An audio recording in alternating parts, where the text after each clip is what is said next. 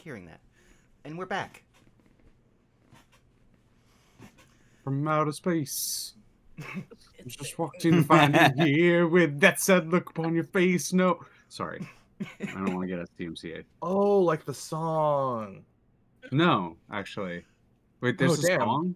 That's very clever. Really good rhyme schemes. Oh, thank It's almost you. like it's a I came up song. with it. I came up with it myself right now on the Damn, spot. that's crazy. You're really funny. Yeah. What can I say? Literally, what can I say? I don't know. It's been 84 years. Scheduling. The Doom, the Bane, the Claw in all D&D groups. Scheduling. It's a mystery. You gotta say it like Dr. Claw from Inspector Gadget. Next time, Sentinel's Grim. That was scarily accurate. Where's Arkoff when we need it? His Dr. Claw's insane. I do not doubt that.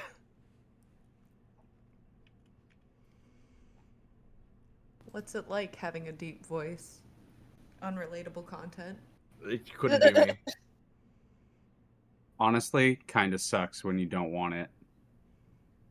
We can trade, it's fine. I'd be happy to give you my natural speaking voice if you wanted it. It's not really ideal for me to have.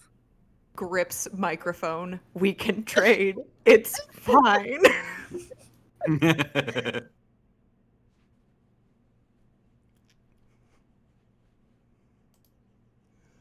Would you like a meso range and your skill set is like high fem and children?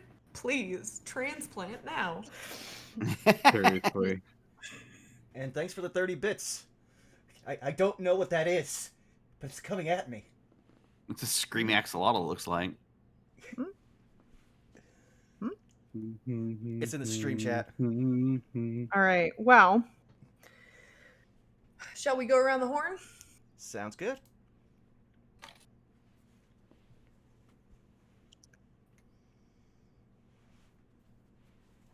Not everyone talk at once. Well, you're the one that sounded eager to go around the horn. It sounds like you wanted to go. Sure, fine. I'll go then. So, hi everyone. Hi everyone. I'm Tix Dixel. You can find me all over the internet at Tix Dixel. We're doing a lot of D&D and we're doing a lot of art. This week streams Monday. We're at the Amusing Thalia's channel for some runing deltas. Not sure what's happening on Wednesday. I'm sure that's a conversation that's ongoing, but I do know that Friday we are back at Distortion Devil's channel for some Cazador's Guide to the Cosmos. If you're a fan of worms, apparently, we're having a post-wormy time, so come check us out. Saturday, if I have the dates correctly, we should be on for No Love War Extra, where we are potentially. I'm making a guess, making an assumption we're moving to the next thing, but I also don't know. I'm sure Vaughn has answers. And then on Sunday, we're going to be back here again for a special one-shot. Definitely stick around for that as well if you're interested in more, I would not call it spooky, but some hijinks and hee funny energy when it comes to D&D. That's me. I'm gonna pass the talking skull to who should my victim be? Who should I choose? Think fast, Skelly. Darn, you got me because I called you out. I see how it is. Hi, I'm Scaly Alpha. I can be found under the same name on Twitch and Blue Sky. Still in the process of recovering from some medical stuff, but streams are getting back to normal. This coming week, we'll be doing Abiotic Factor in 2 parts on late Tuesday night with Xan and Arkolf, and late Wednesday night with Knave, Calboat, and Jernar. Thursday, we return to Paper Mario D&D with Paper Mario and the Cosmic Caper, as we had to take off 2 weeks due to circumstances.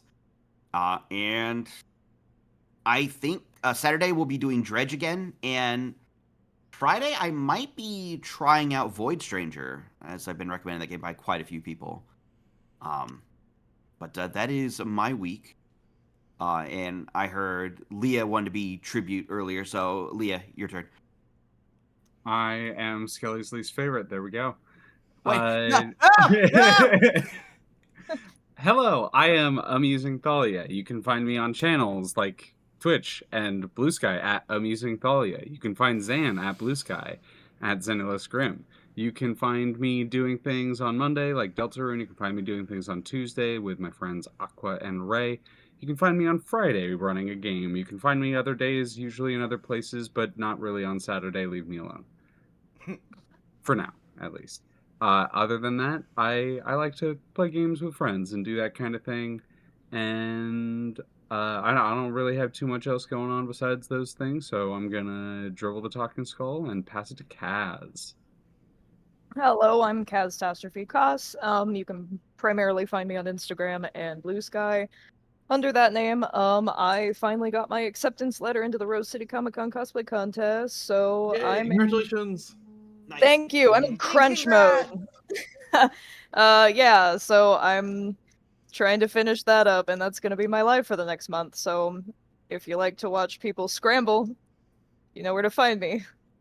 So yeah, I guess that leaves Zan. Hey, I'm I'm Kaz's not picking favorite. you Definitely last not because- last.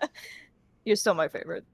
You can catch me over on my Twitch channel, twitch.tv/ZanosGrim, tomorrow, where at 7 p.m. PST, I'm going to be continuing my D&D campaign with a few friends called Stalwart Souls. So if that piques your interest, that'll be there. Stalwart Souls. Then Tuesdays, twitch.tv/DistortionDevil at 1 p.m. PST for some more Vecna Eve of Ruin. So if you like the spooky vibes, that'll be there for you as well. Then Thursday, twitch.tv/Monticlue at 7 p.m. PST for some more Dungeon of the Mad Mage. Really, really late game and late into that module. So if you like high-level content and want to see what the ending arc of Dungeon of the Mad Mage is, that's there for you. Then Good. Friday, as already previously alluded, twitch.tv/DistortionDevil at 3:30 p.m. PST for some more Castador's Guide to the Cosmos, run by the lovely Leah here. And really, really fun space adventures and worms, lots of worms. So if you, at the very least, like or dislike worms, there's an interest there for you. And then Saturday, there is no Gateway, but I am going to be guesting as a DM again on to doing not a one-shot, but a two-shot. So for the next 2 Saturdays on twitch.tv/unexpectables at 6 p.m. PST.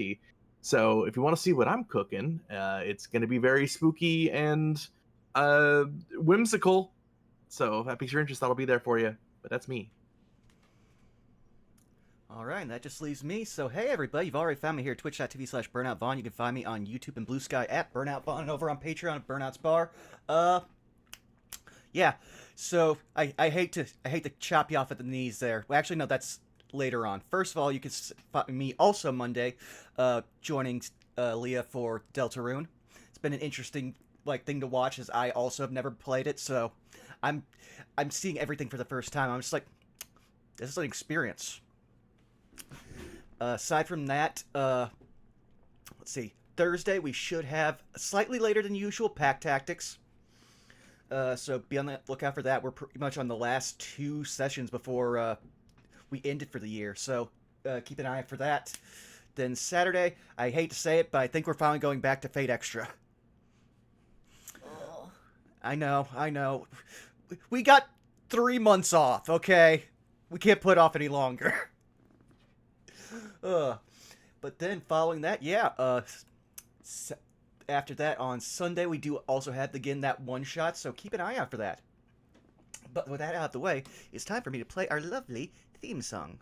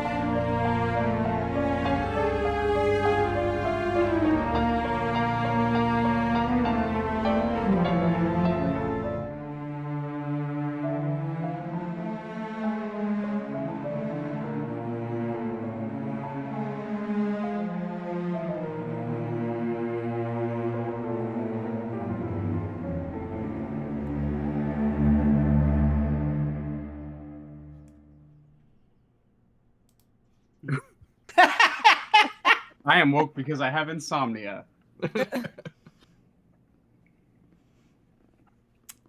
Well, I certainly came back to something.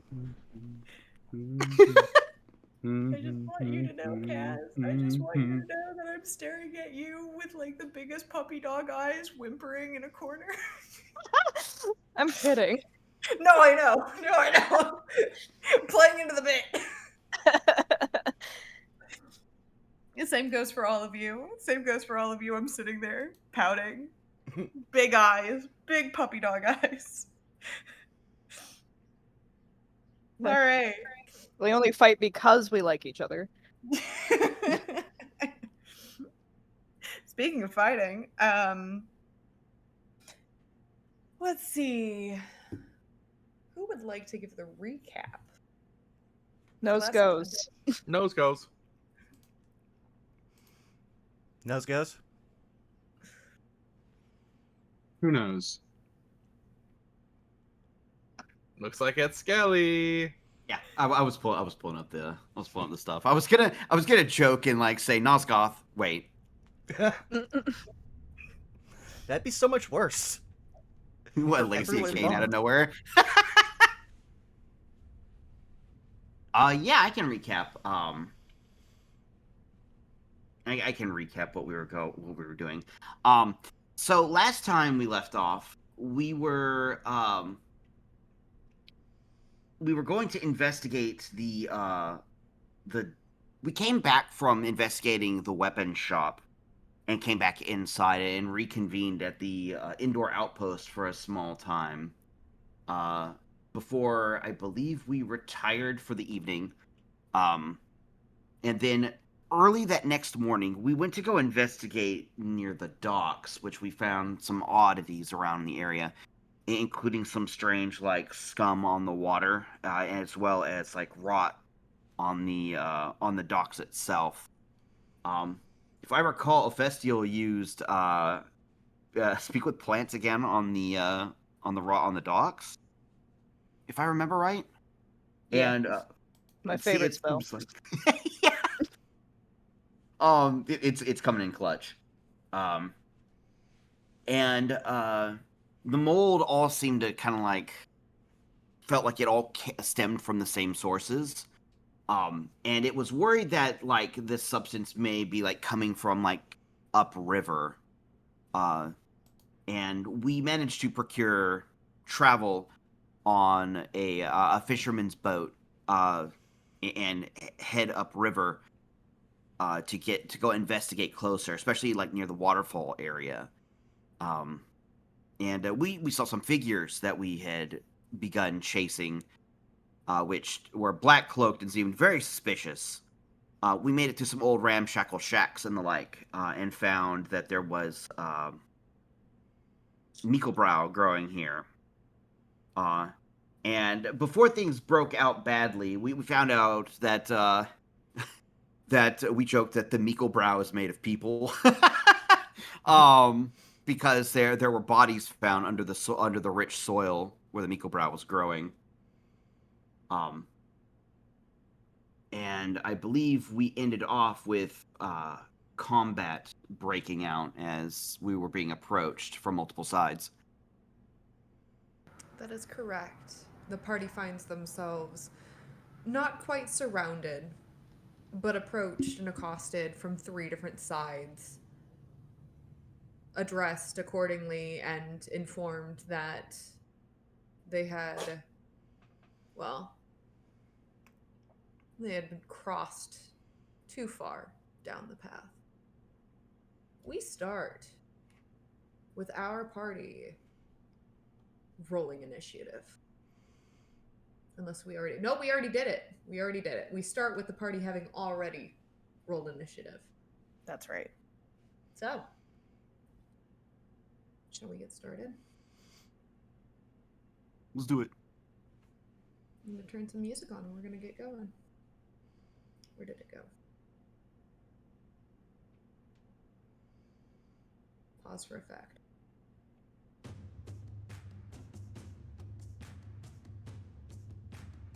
Okay.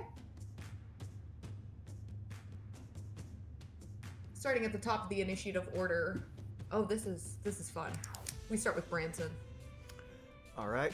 Branson having her. Oh, yep. Yes, I just wanted to remind you really, really quickly. Sorry, before we get started. Roots and bushes are considered difficult terrain. If a door is closed behind you, it will take an action to reopen it. Okie dokie then. Well, then Branson will use an action to open the door. Come on out, see this guy, make eye contact, and see if he's holding a weapon.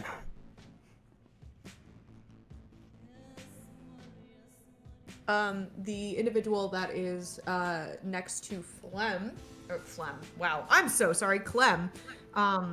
Seems That to is be, their name now. They are Flem now. Sorry, I'm sorry. Appears to be, in this case, holding a rather large, intricately carved wooden club.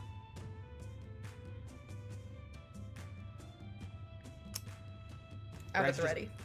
Yeah, Branson just pulls his axe out, looks at this guy, and be like, "You brought the very wrong weapon to this fight." But I'll end my turn since I can't really do anything else. Works for me. First up in the bout of 15s,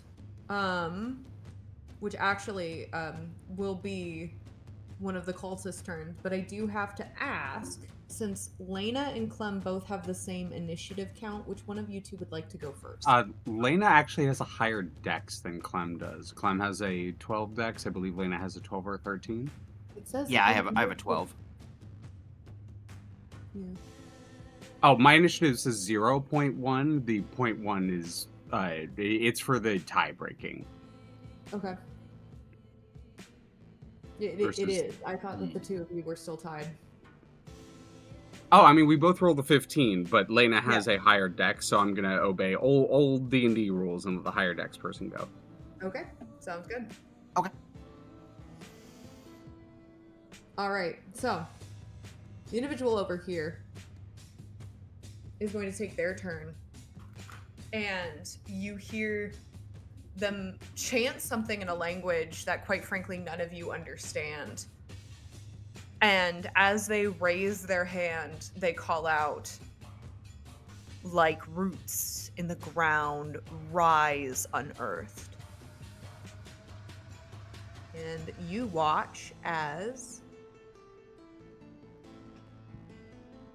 from the literal bushes and roots below,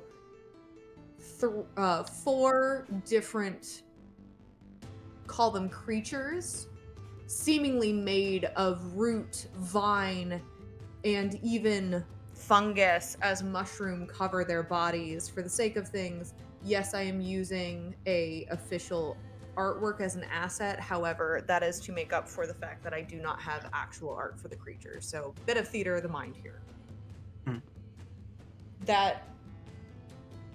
And with that, that individual is going to, on the right layer, step behind or into the branches of the tree and are going to take partial cover. And with that, Lena and then Clem is on deck. Okay.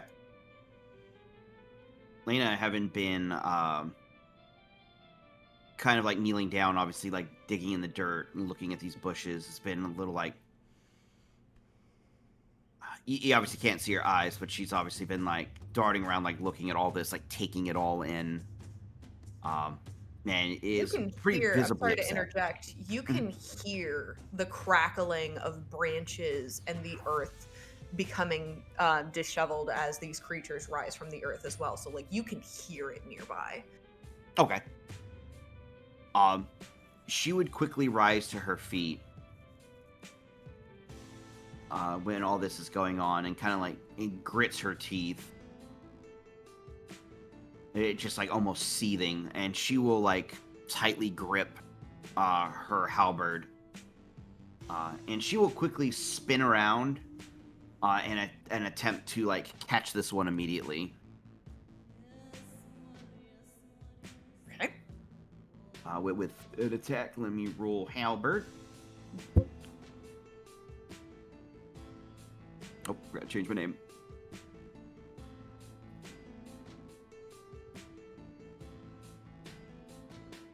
Does a 13 hit? 13 will not hit. No. Okay. As you She- watch it you throw your weapon, and you watch as you swear that you have a solid shot, but a almost shimmering black, almost like misty like cloud intercepts where the weapon is supposed to hit. It hits almost like a force and falls to the ground. Oh.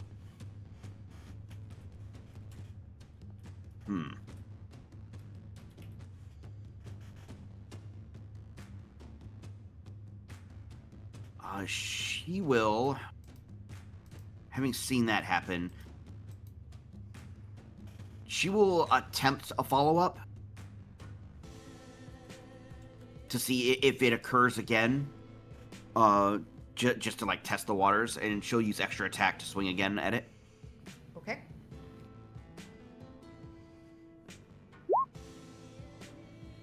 Oh. I don't This believe a time 10 is- hits. Yep, a 10 does not hit, as this time it simply has too wide of a berth and lands elsewhere. Okay. She will use. She will quickly like grind her heel in the ground and close the distance toward it. Just like doing like a small leap forward. And she will use a bonus action, and she will begin to manifest the extra arms splintering and writhing from her shoulder. As she will use Eldritch Weaponry as a bonus action. Okay. And that will do it for her turn. As she begins to like multi-grip the halberd as she does, and she says, I can get more serious if need be. Next up is Clem with a Festial on deck. My first question, really quickly, is this difficult terrain here? Yes. Yes. Okay. So, kind of understanding that it would probably be difficult for Branson to go do that without some assistance, Clem will look over at Branson and put their hand on Branson's shoulders. Go help the others. I'll deal with this one in front of us. And I'm going to use a bonus action to use my Gift of the Goblin ability. Ooh. I'm going to use the first one, not hospitality, the second one's passage. Me and a creature I help increase our walking speed by 10 until the start of my next turn.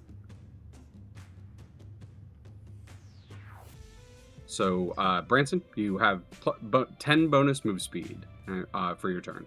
Good to know. Thank you. Oh, that rules. Yee. As I pat you on the shoulder reassuringly, and then as I finish doing that, I look towards the other. I suggest you halt now. And I hold out my arm, and from the like sleeve kind of billows, and you watch as like almost like shooting from out underneath the sleeve, these lines of mist shoot out and wrap around and then harden into chains. And I'm gonna cast Hold Person on the individual in front of us. Ooh. You need That's a save cool one. from me. Saving throw. DC 15. Is that strength? It's a wisdom, actually. Oh, wisdom.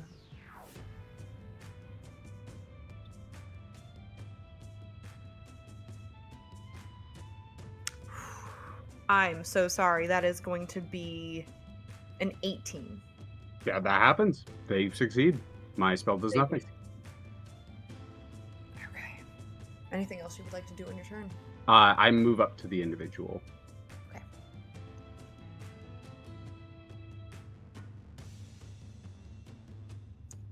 And unless there's anything else you would like to do, it is Nope. actually their Action, turn. bonus action, move.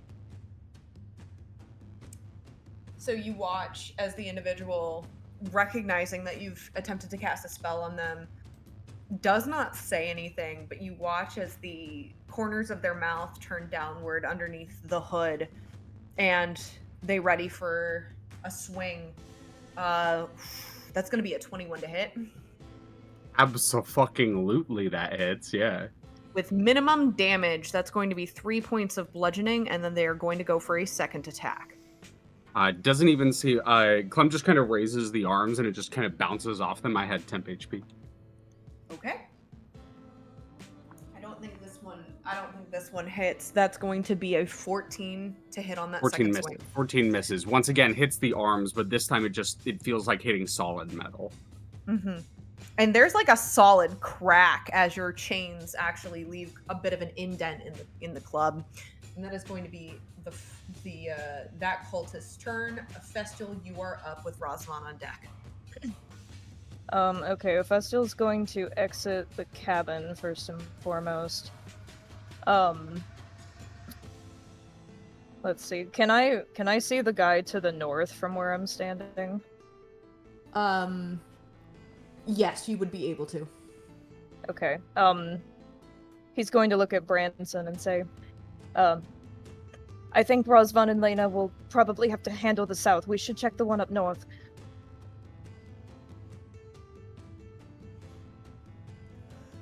Branson will just look to you and be like, okay. And I'll move as far as I can up. How much have I used already? And it's half movement through harsh terrain. Through difficult terrain, yes. Okay. So I think I can only go to about there. I mean, if you, Huh? I was just gonna say you could also just use dash action, possibly get out of it.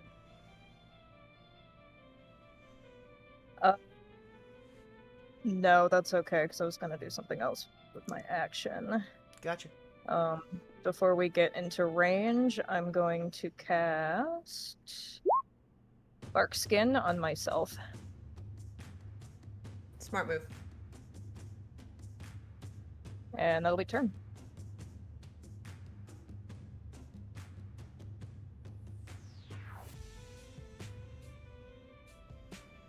Okay, perfect. So next up, you see the person from the north pull off from their back a crossbow, and noting the fact that they have taken, or that you have taken note of them, Ephestial, they're going to pause for just a moment, raise their crossbow, and they're going to take a shot. Okay. That's going to be a 16 to hit. How much does Bark Skin raise my armor class? It makes her AC 16 flat, Up to unless you have a 16? shield or Okay. something to help. It makes her AC 16. Okay. So what, it'll match. Okay. So that is going to be, okay, that is not in effect. So that is just going to be, okay, not too shabby. That's going to be 6 points of piercing. Noted. And seeing that you have taken note of it, it is going that the individual is going to take about 10 feet steps that way, and is going to hold their position, their crossbow ready and aimed at you. But that is going to be the end of their turn. Razvan, you are up. Also, just really quickly, Festival, you would unfortunately need to make a concentration Thank saving you for throw. catching that. Oh. I hate to be the teacher homework Nope, bit. you're good. Thank you for catching that. So that's going to be a Constitution saving throw. Con save. Mhm. 10. That meets. Yep, DC is 10 unless it's over 20. Yep, that meets. So Barkskin is still up.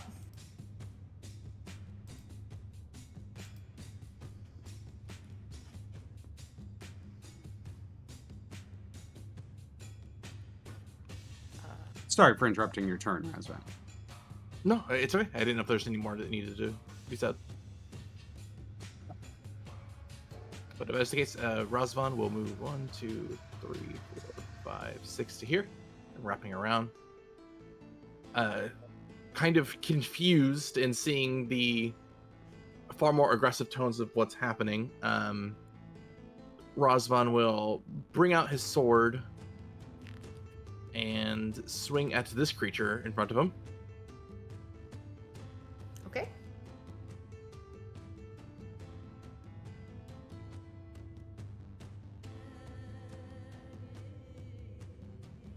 Natural 1! Yay!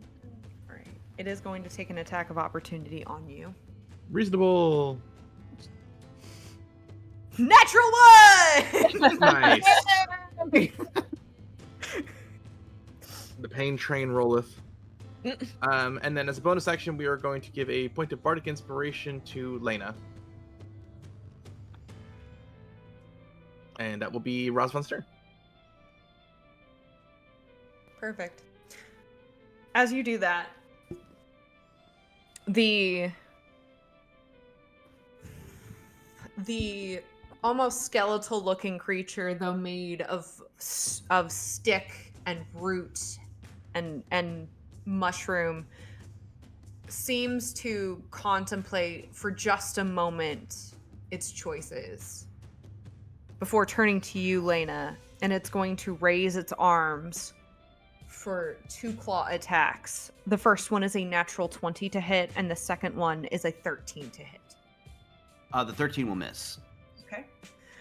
Weirdly enough, the natural 20 misses, but the 13 hits. I don't know what that's. It went too high. There's a threshold. Has to be right in the middle, otherwise you can't hit. Sorry. So, that is going to be checking my dice here.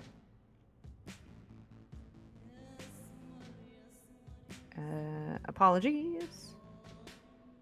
Okay, that is going to just be a flat 10 piercing damage or Oh. slashing damage. And that'll be its turn. The one from this directly behind you is gonna hobble over. You notice the fact that while this is difficult terrain for you, this creature seems to be able to glide through specifically the roots, but not the bushes, with ease. As it moves over for a murder sandwich behind you, Lena. Uh-oh. And it as well is going to take 2 claw attacks, though both of them miss. Okay. The one over here that has risen sort of scans about the area and as well will lumber over, though not fully successful, as the bushes stand in its way towards Branson. This one over here as well takes a look of its situation and finding complete ease taking the path will take its full movement all the way up here, and that will be the end of its turn. We are at the top of the turn order.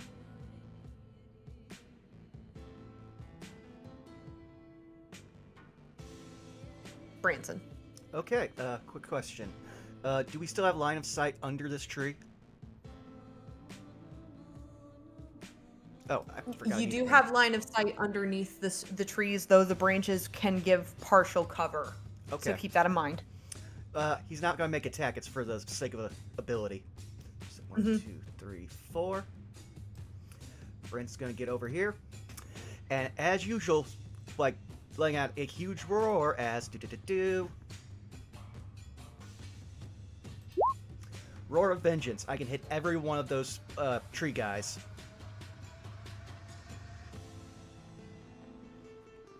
So they all need to make a wisdom save.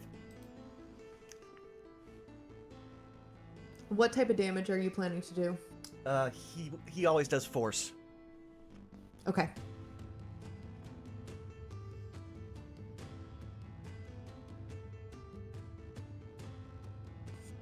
They all fail.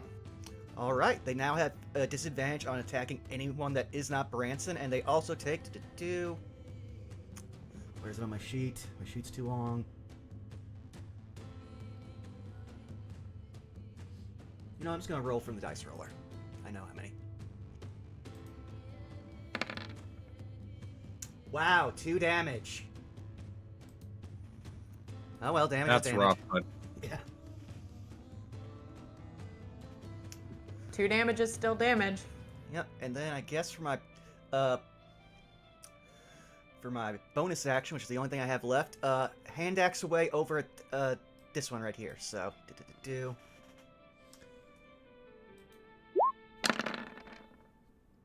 Yeah, I'm pretty sure 9 doesn't hit. Unfortunately, a 9 does not hit. No. Well, that's all I can do. So, whoever's up next. Alrighty. That would be their turn. I'm double checking something really quickly on my end. Bear with me.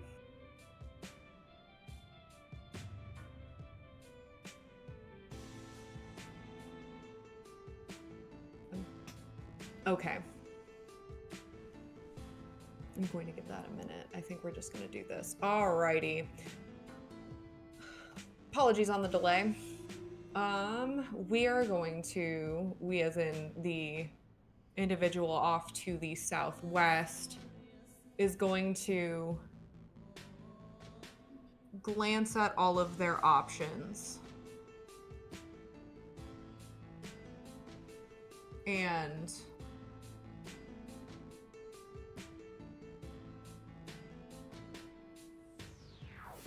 yeah, they're gonna do that. They're going to look at you, Branson, for just a moment. You see them once again chant something in a language that you do not recognize. They extend a hand out, and you watch as from their fingertips, almost a Gastio sort of orb begins to move towards you as I am attempting a ranged spell attack roll of 17. Just makes it over. You watch as from this orb an almost ethereal skeletal hand extends out, grips your forehead, and you are going to take a total of 9 necrotic damage. And you cannot regain hit points until the start of your next turn. Oh boy. That individual is going to look to the one to the north, and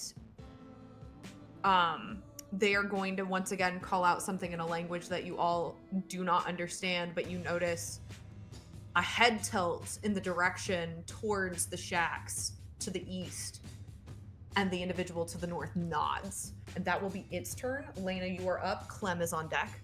Okay.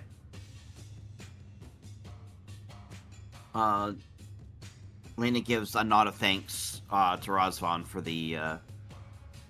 the support, and will continue to try and swing at this one. It will first be with a halberd strike. Go for it. Man, I can't roll for crap with it, halberd. Once again, you see that sort of almost black smoke-ish thing kind of just deflect against your halberd. Okay. Hoping that striking with the halberd was like enough to like hopefully trigger this effect. She's going to use 2 of the extra arms to slash out with claw attacks. One as her second extra attack, and the other as a bonus action.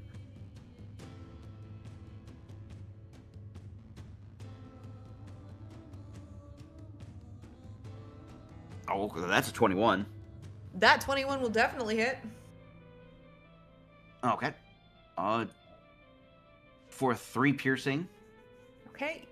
You hear as the weight of your claws crackles and splinters the wood beneath it.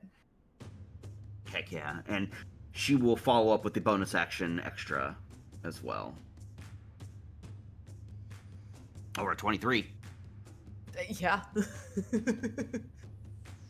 For 8 piercing on that one.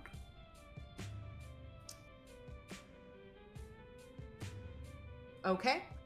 You watch as in the process of splintering it with your claws, one of the arms cracks at a weird angle.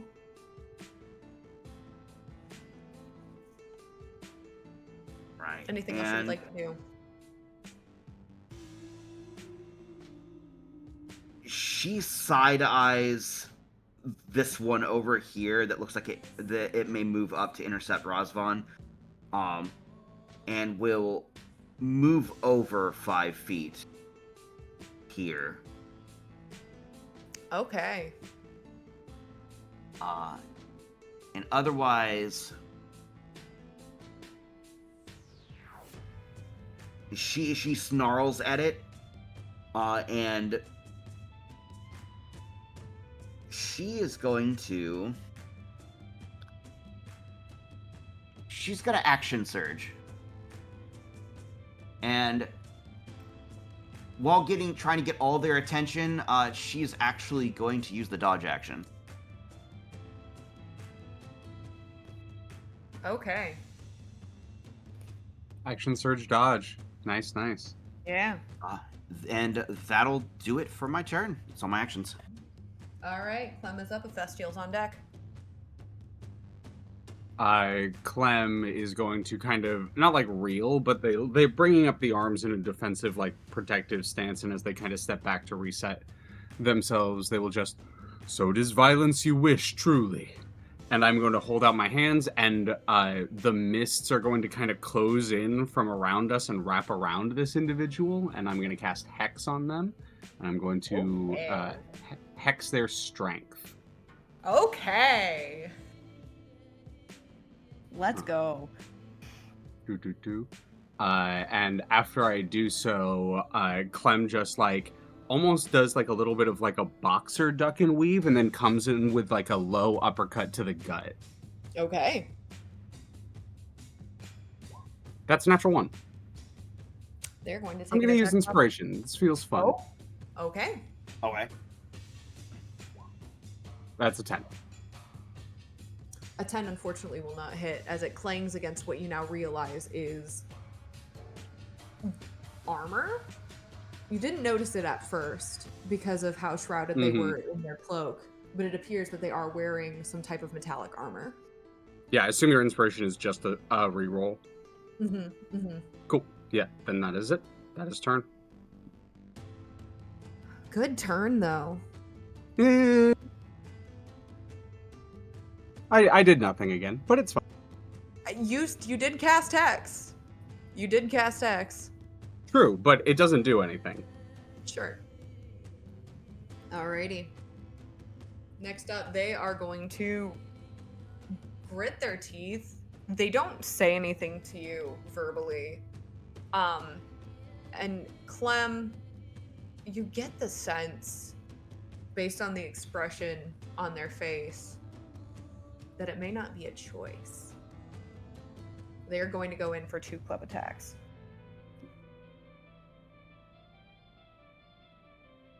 Oof, okay. The first one is going to be a 12. The second one is going to be another 21. 12 miss, 21 hit.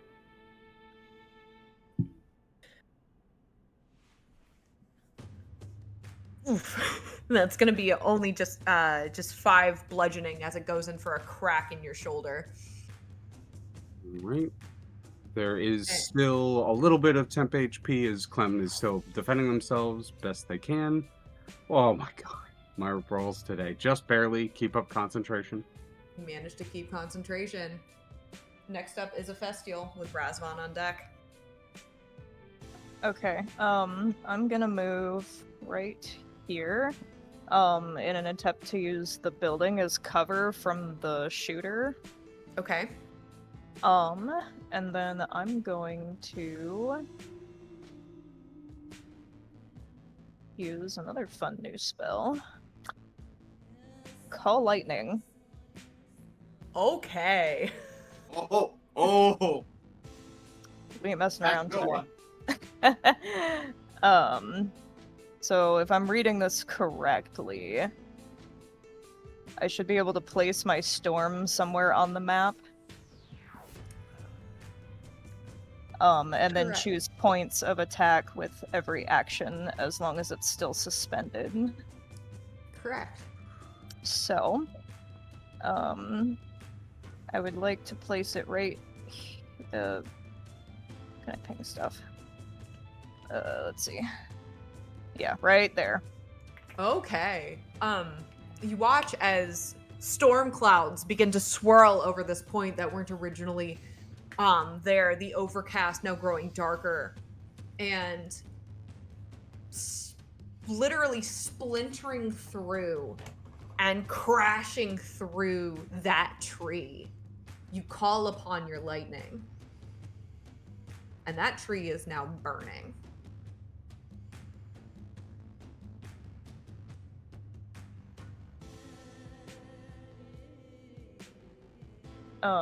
Would it take another action to attack? That is what I'm currently reading. I believe so. You get one However- strike when you use it. It's in the second one. It says when you cast the that's spell. what I was gonna say. I believe you can actually attack, and There we also go. what I noticed is that you put it. Okay, you put it there, and that's 10 feet. Never mind. Yeah, no, you get to make an attack. Okay. I'm targeting the one that shot me. So Okay. he gets to. What is it? I believe it's a dexterity saving throw. Yeah, dex saving Yeah, throw. it's when you and cast the three- spell, one yeah. auto happens. Yep. Yep. Dex save, which is within 5. I regret to inform you that is a natural 20. However, he will still take half damage. So go ahead and roll your 3d10. Okay.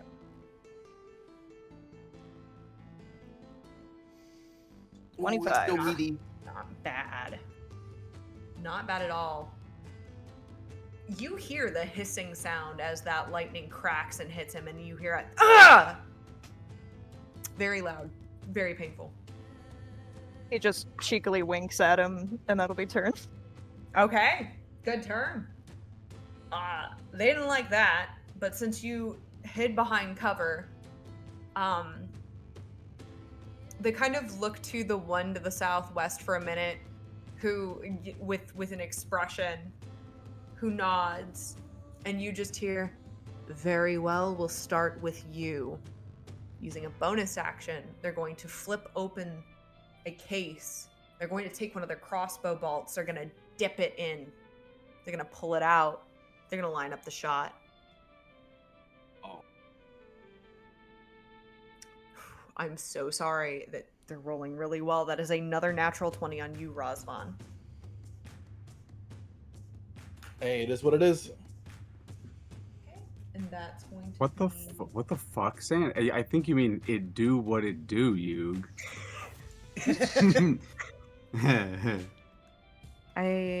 Give me just a second to double check something. Okay. That is what that is. Okay. Cool. All right. 1 plus 1, 2, 3. Oof. Okay. That is going to be a total of 7 points of piercing damage, and an additional 27 points of poison damage. All right, Razvan is down. Shit.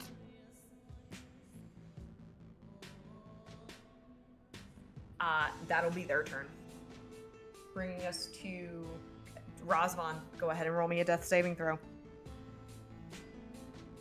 Shit, poison and no con save? That is scary.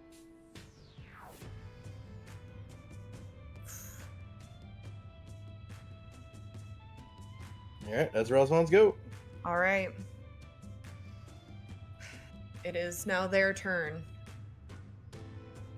These three, locked and loaded in on a target, are each going to take 2 claw attacks. The first one goes, neither of them hit.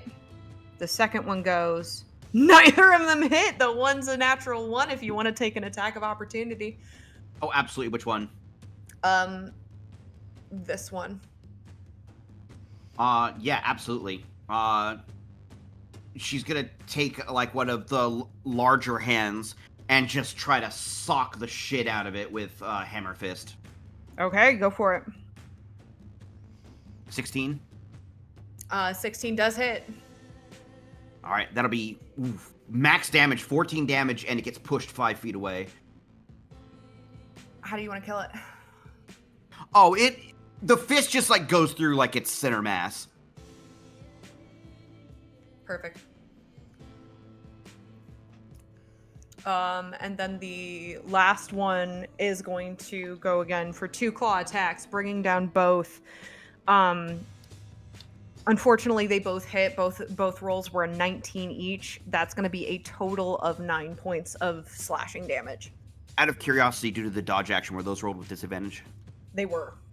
They were? Shit, okay. So 9 damage, you got it.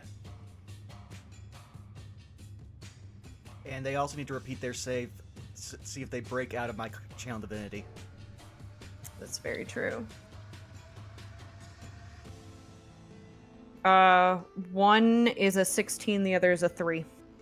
Okay, one succeeds, and the other still Okay. has disadvantage on anything that's not Branson. Yep.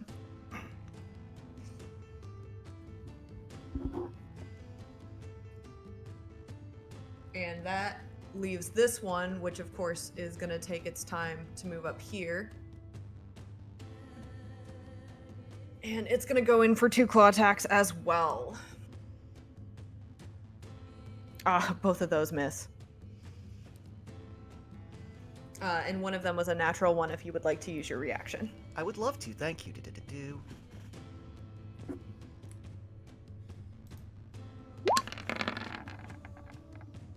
And that's a 9, so no.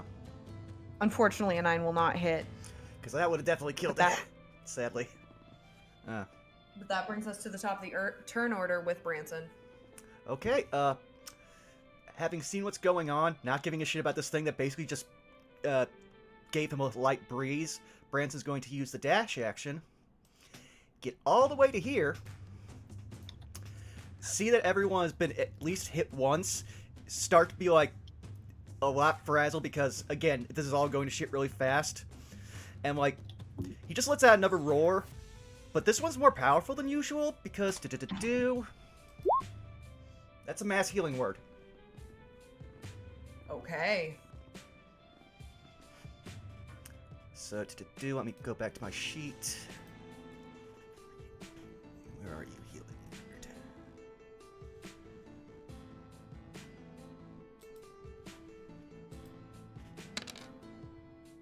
That's 6 for everybody. Heck yeah. And that'll end my turn. Because you moved, Oh, the one at the bottom was going to take an attack of opportunity on you, but it still missed. That's fine. Okay. Well, I have done what I needed to do. Alrighty. With that in mind, looking at who is in range, the individual, the cultist to the southwest, is going to turn their attention to Lena, once again chanting in a language that none of you understand. I do believe, however, an 11 is not going to hit you, Lena. Nope. If you don't mind me flavor texting this gaseous ball drifts out towards you. I like to imagine Vern kind of hoots at you, clicking its talons in your direction. You take the mental note and dodge just in time, not getting hit by the spell. Yeah. You hear a shit as it fumbles around in its bag for just a moment to see what else it can do. Recognizing its situation, it stops. And the cultist sits there, waiting. Next up, Lena with Clem on deck. Razvan being in dire situation, Elena quickly calculates what to do and reaches out with multiple of her claws and kind of like grits her teeth at this one right here and says, "Get over here," and will attempt a grapple check. Okay. And should this be kind of a subpar roll, we'll throw in Razvan's inspiration on this.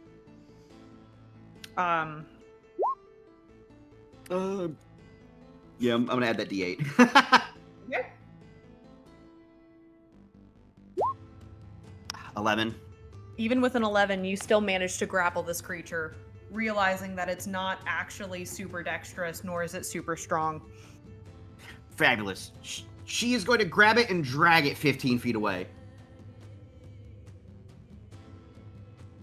Okay. So she's going to move to here and to here. And basically drags it to this spot. To here?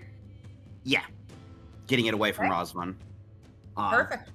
And her second, because she can replace a grapple with with one of her attacks, she will also swing at this one to keep its attention with one of her extra hands. Sure.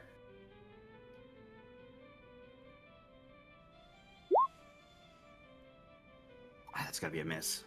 Unfortunately, yes. But bonus action swing. Same result. It's okay. It's all right. You've got them engaged. All right. That will do it for Elena's turn. All right. Next up is Clem with a Festial on deck. All right, Clem is going to. Fortunately, they still have concentration on their hex. Clem will call out to the group. Try to leave them alive. The people, at least. They may be coerced. And once again, I'm going to go for a gut punch on this individual. And I'm trying non-lethal, though. Non-lethal. Well, that is what it is. That's an 11. But nonetheless, my secondary ability does still go off because it is just when I make an attack, not necessarily. Correct. Oh, never mind. I was wrong. Huh? When you hit a creature, Okay. in that case, I believe. I want to double check something else.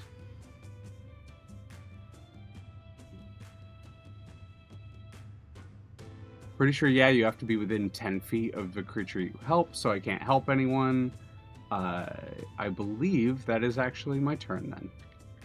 Alrighty. That individual is going to take a pretty sturdy stance. They're gonna go in for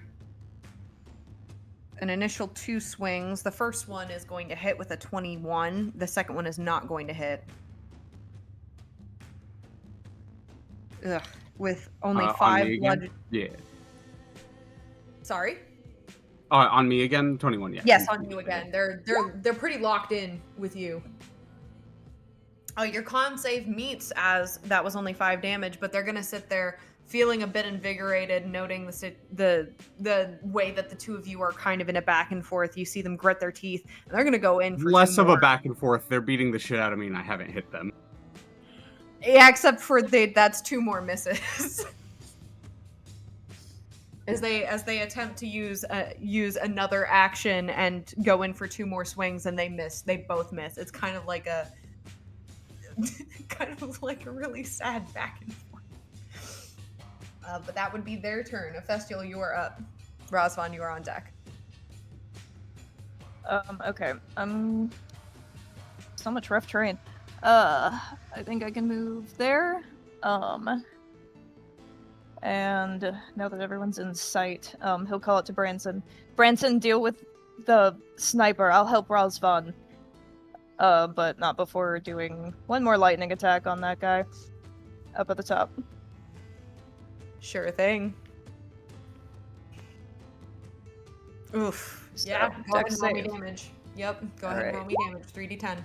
I'm mad at him. That's a 20. It seems as you command the lightning to strike him this time, he doesn't manage to get out of the way at all. You singe a hole into the cultist cloak, and you hear a ah!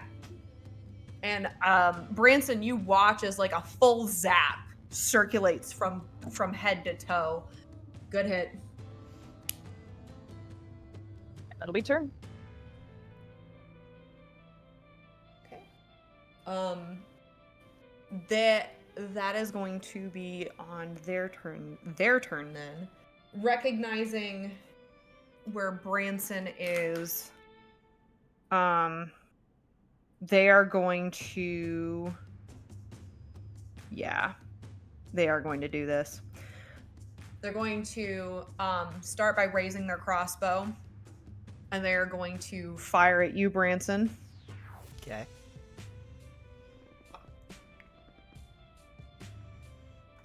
That's going to be a 16 to hit. Exactly the AC. Okay. Nothing extra. This is just going to be 10 points of piercing. Okay. However, recognizing that the situation that they're in, you see for a moment a twitch of the mouth, almost like fear for just a moment. They reach into their bag once again. They pull out a vial, uncork it, chug the contents inside, and as they seem to sit with it in their mouth, you watch as sparks begin to flicker out from their mouth and out of their nostrils. They lower their jaw, and I need a dexterity saving throw from you, Branson. That's an 11. Unfortunately, 11 is not going to succeed, as you take.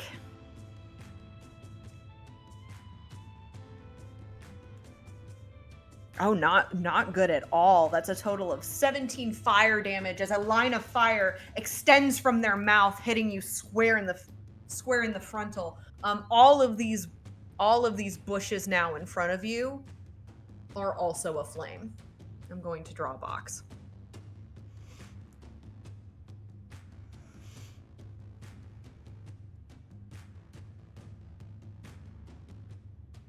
Oh, whoops, that's not a box. I'm so sorry. Give me a second.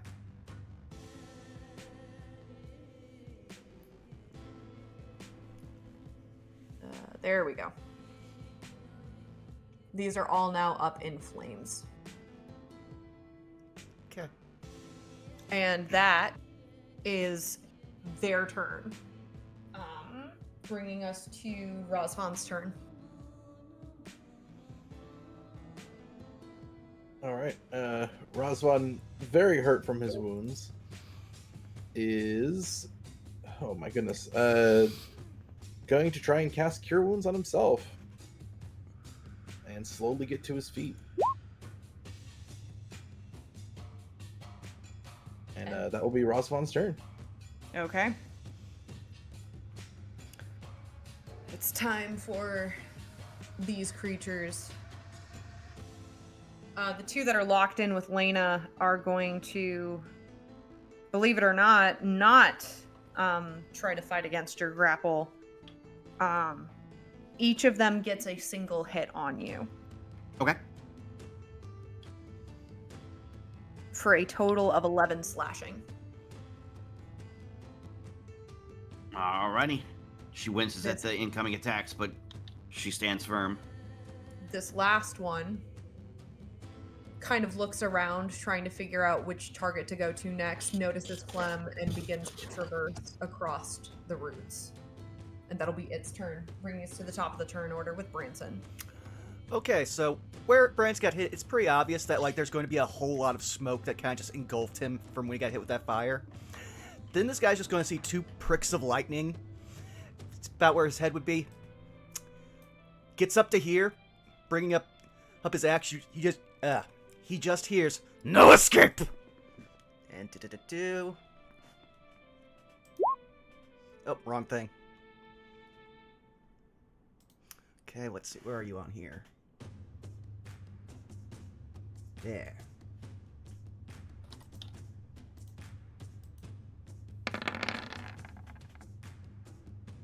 That's a 13 to hit. Let me double check.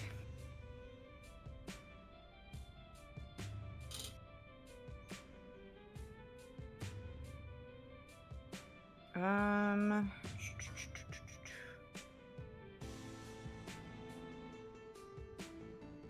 Plus. Okay. Unfortunately, that is not going to hit. Could I Just burn my misses. Could I burn my inspiration? You can. Thank you. Do. I'm just gonna roll again. We'll use the same damage. Okay. There. Just had you. There it is.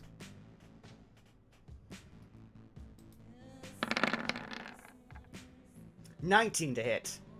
A 19 will hit. So he takes 7 damage, and if he's undead, then he'll take 13 damage. Actually, no, Your that's just lantern upcast. Sorry. Go ahead. First. You're good. You're good. Your lantern is not blue. Okay. But that does still cause damage as you manage to put your hand on what you now realize underneath the cloak is hide armor. Okay. And I should point out that he actually does take the 13 because I was confusing that with my axe. That was an inflict wound spell, so he took 20 damage. Oh. Are you upcasting it? Yeah, it was at second level. I already Okay. spent the slot. Okay, just checking. Mhm. Anything else you'd like to do on your turn? No, there's several things I would like to do. I can't do them because I just cast a spell, so I'll end my turn. Okay. Next up, this individual is going to. They are going to stay where they are. They are going to, once again, the same spell aimed at Lena. Let me see how they do.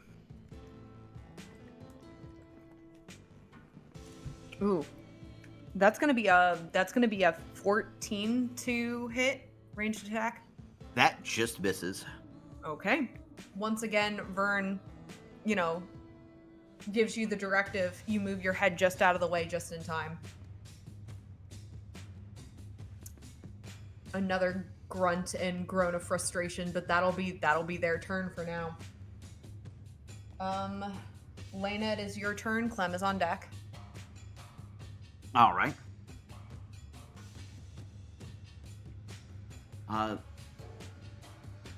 Lena is going to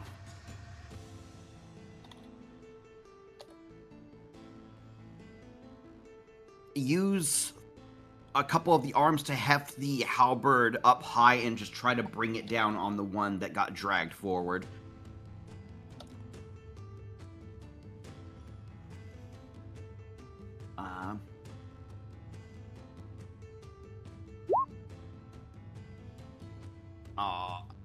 For some reason, this doesn't roll good. Okay. In that case, we'll attempt, with the second attack, we'll attempt another hammer fist. Okie dokie. Oh, that missed too. That 8 and 8 on both sides. 8 is the magic number tonight. I've rolled multiple. All right.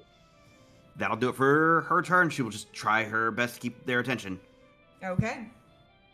Clem, you're up. Ophistial's on deck. Third verse, same as the first. We're gonna go in for another punch. There we go. Finally, we've hit something. No, that's too all right. high. No, okay, never mind. In which case, I don't have a bonus action. End my turn. No, it's your it hits. It hits. It hits. All right, that is going to deal 5. But is that the actual? Yeah, 5 plus an additional 5, so that is 10 points of damage. As I get a finally like avoiding the hits, Clem's been a little hesitant, maybe seems a little rusty, finally gets a clean gut punch in, and as they kind of fold over a little bit, I'm going to attempt to grapple them. They have disadvantage on this because of the hex. Right. And they have to beat a 20. Oh, Not that with a is natural meant to be in one. athletics, but it's the same exact roll. Not with a natural 1. In which case they are grappled by me. Yep. They are grappled. I am then seeing the thing behind me going to start slide moving away this way. Slide to the left. Dragging them with me, just like, As I move down, one more up there. Okay. Pulling them alongside me. And you have partial cover because of the tree branches. Not from the person in front of you, but from the Yee. Creature that is lumbering behind you. That is my turn. As I basically hit them, kind of get around them, put them in a sleeper hold, and start dragging them back into the bushes. Yep. They're gonna try to attempt to break. No, they're not. Yeah, I was like, they can. they're gonna attempt. No, they're not. That's a 2 on the die. They're not getting out of that hold. Well, I'll still give them the, in case I now want it. Against an 18? No, they're not getting out of that grapple.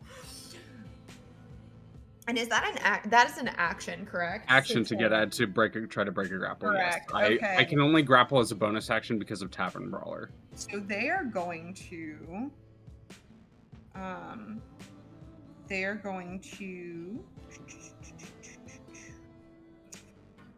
they do have some options. They don't have many, but they do have some options. You see as they reach into their pocket, recognizing the situation that they are in, and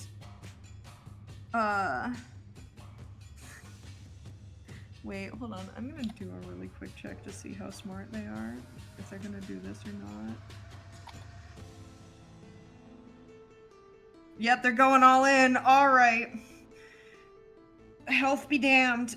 They're gonna reach into their pocket. They're gonna pull out a vial on their own, look you dead in the eye, recognizing the situation that they're both in, and they're gonna drop it at both of your feet. I need you to make a dexterity saving throw.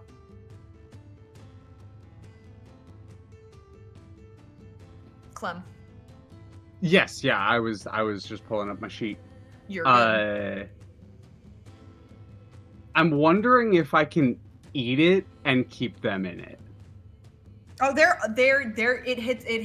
also in range of fire, so. Oh, more in the sense that I assume they get a dex save as well, and I'm wondering if I can instead of trying to avoid it, I can just try to make it so that they don't avoid it either. Here's what I will say. Roll me a strength check or athletics check, and depending on what you roll, will determine that. 13. Okay. Go ahead and roll me a dexterity saving throw. Okay. 15. Not bad. You take half. Okay. You take 1. You take 1 point of fire damage as the chemical inside the vial explodes at your feet. Ted 10 is the name of the game today. You still got it. You still got it. And that'll be their turn, with a Festial now up.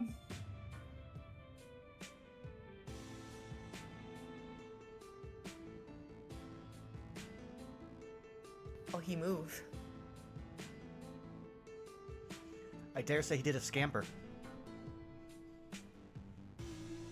Kaz, if you are talking, I cannot hear you right now. Sorry. Can you hear me? Mm-hmm. Yes, I can. Okay. So I moved, and then we're gonna do lightning again on the guy up top, Okay. and that's what I rolled for. Yep. Yep.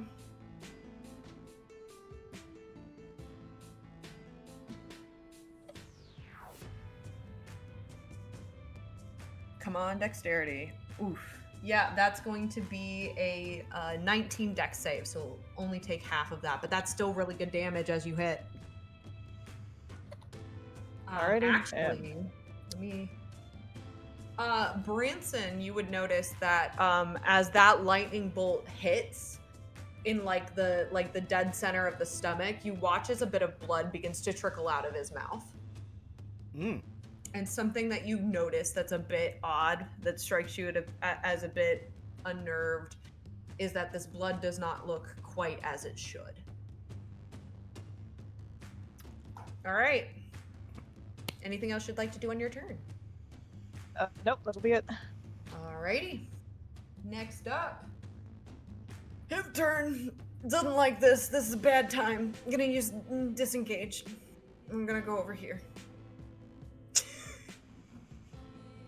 I'm gonna go over there. Better run. I'm gonna scamper. And then Skedaddle, if you will. you watch as they sigh and like adjust one of their gloves for a moment and say, in the name of those buried, and they tap themselves, and you notice the blood stops to run from their mouth, and their face and skin looks a bit more revitalized, and the smoke from the lightning just a little less putrid and a little less noticeable. And that is their turn. Rosvan, you're up. All right. Rosvan is. Let's see, where are we at? Okay, if we take another hit, we're still going to go down. So he will kind of move away, lean against this wall, and cast another Cure Wounds on himself. Okay. Okay. Yeah. That'll be his go. Yep. Okay. Some HP's better than none. Yep. That's true. All right. Going in for those claw attacks. Oh my gosh.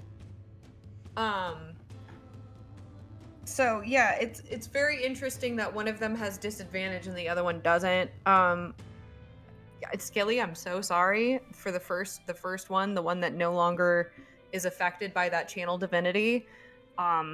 That is 2 crits against you. Oh, okay. Oh my gosh. All right, that's going to be a total of 16 slashing damage on those 2 hits. Ow!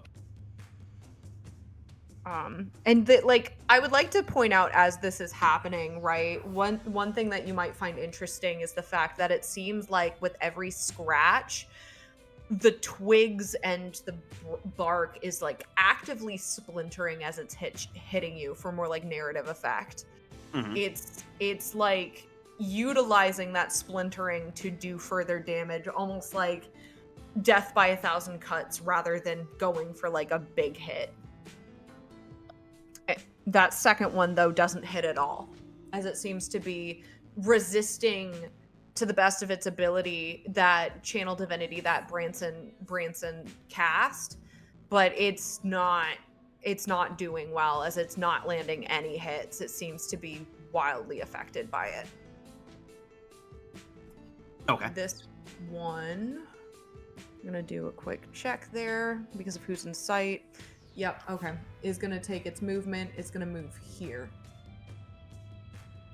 And it's gonna end there. That is its turn. Bringing us to the top of the turn order with Branson.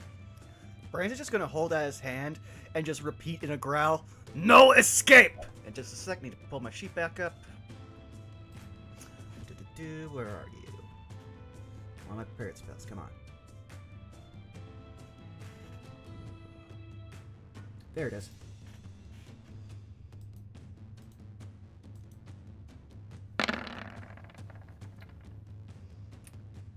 I believe a 14 doesn't hit. Just misses. Okay, so he just watches his 5 streaks of lightning just go, like, at this point I think this guy's now permanently afraid of all storms, so he probably hit the deck. Yeah. But Branson's angry, Yeah. so... But Branson's also angry and still on fire, so... 17 for 1 damage.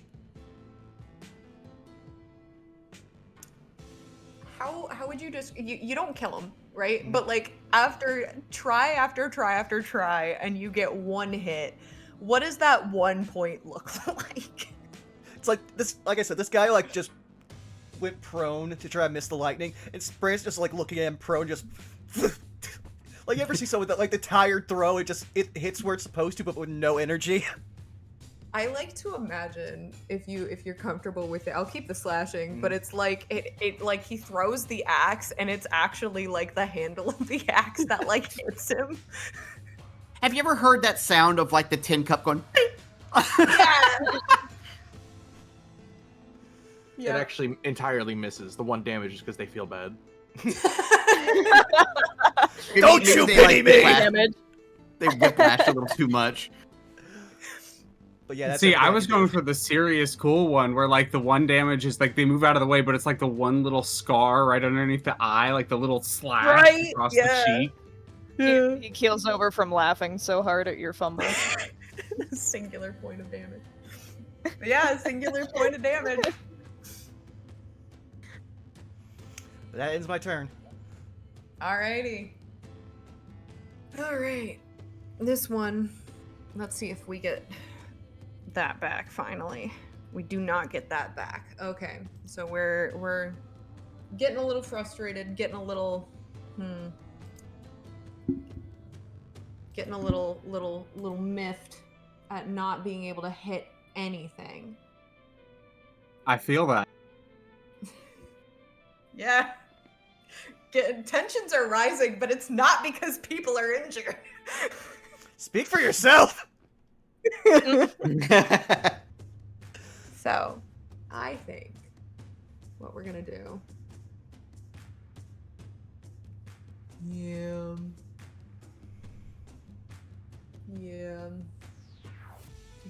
I think that is what we're going to do. All right.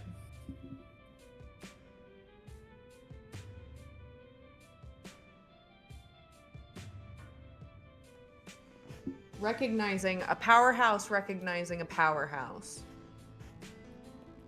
Watch as the individual from hiding underneath their tree proceeds to whistle. The whistle creating, I'm going to mark it, creating what you notice begins to be a wind that chases itself over and over, as centered here, a cyclone begins to emerge from the ground. And you watch as what almost appears to be like a creature made strictly of wind and dust and grime begins to form. And I need, from a Festial specifically, a strength saving throw. Really? Aha. Dear Lord. Oh. Okay, watch my noodle arms go. That's 0. Natural or dirty 0, not natural. Dirty 0. All right. You are pulled in, or I'm sorry, not pulled in. My bad. You are pushed out.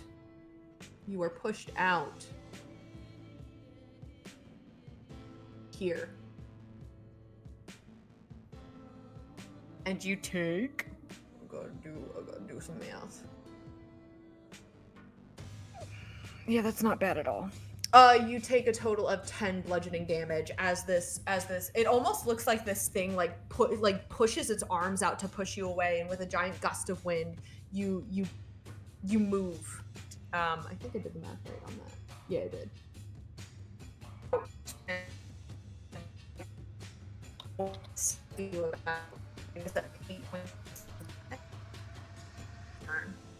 Whoa, you went a little robot there for a sec. Yeah. You did, yeah.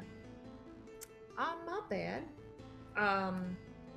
I just said that you take the 8 bludgeoning as the creature looks like it's shoving you away, and that's Is it 8 or 10? 8. You said 10. Okay. Did I? You did say 10 at first, but I fixed it. Okay. I'm so sorry. I thought I said 8. I was trying to say 8. That's okay. I was supposed to say 8. That is the number on my. Okay, it's all good. But there still needs to be a concentration check. You are also... I was gonna say the 10 was because it pushed you 10 feet away,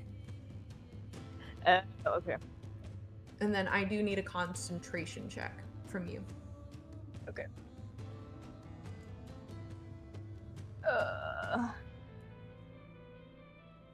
Gotta beat a 10. Is it... Consti- Was it a Constitution saving throw. Saving throw? Okay. Saving throw. I'm like, wait, I'm confused. I'm so That's sorry. a 9. Okay. Call lightning falls. Well, it was fun while it lasted. You did a lot of damage with it. It was very good move. Good move. I'm like, I don't have much ranged, but that works.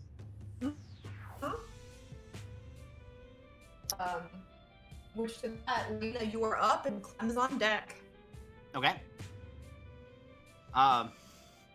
Being rather heavily battered at the moment, Lena's going to take a moment and like steel herself and take a sharp breath as she uses second wind. Let's go. For 13. Not bad, not bad.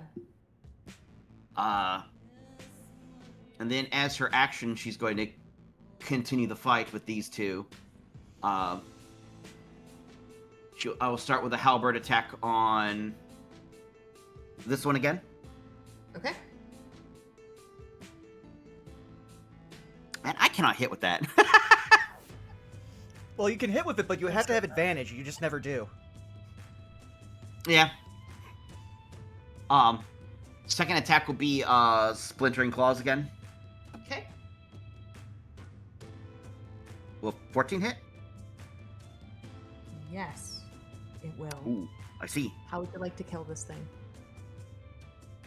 The extra hands probably like slash outward and probably like take off an arm or other appendages, and will almost like just like tear it apart from like one side it wasn't expecting. Mm-hmm. And unfortunately she cannot bonus action extra attack, so Right. that will do it for her turn. Yeah, the second wind took it. Still got one down. Good move. All right. Clem, you're up. All right, Clem is gonna make some moves here.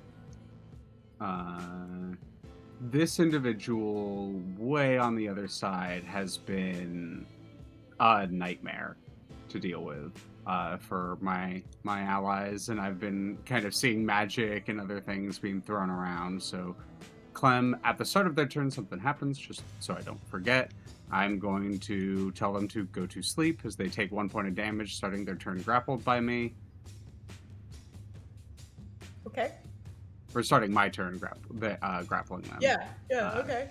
With my fighting style. I do D4 every turn they're grappled. Amazing. This is Clem's. It's the go to sleep. You just go to sleep. Go to sleep. I'm going to drag them up here. So yes, I'm going to go in melee with this individual. I'm going to drag them over here. Okay. And then while I'm still holding this individual, I'm going to kind of not really like use them as like a human shield, but more like I'm interposing them between myself and them to give myself just a moment. And I hold out my hands, and once again, I'm sorry, Branson, but you would watch as 2 lines of mist shoot out from Clem's sleeve, and they would like arc through the air towards this I'm gonna send them both down towards this individual as Warlock do the thing. I cast Eldritch Blast. Let's go. Eldritch Blast, go Burr. Mm-mm. Eldritch Blast. Say the line, go Leah. Burr. I cast Eldritch Blast. Yay! 19 and a 17. All right, so the first one is a 17, and the second, because I have disadvantage on these, and the second is a 12. Let me double check let me double check a thing real quick. Okay. Let me double check. I Okay. think The first partial one cover is definitely hits. -2. The second one just misses. Alrighty. Well, I only needed one of them to hit for my funny Hiku ability to go off.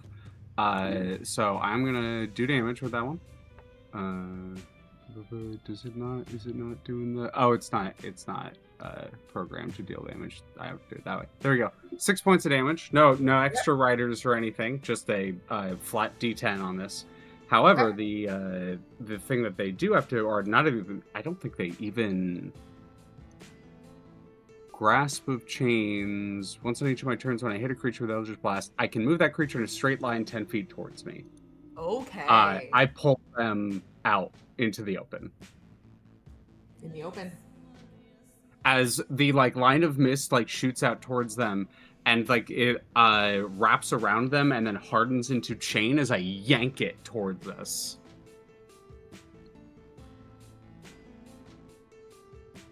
That is turn.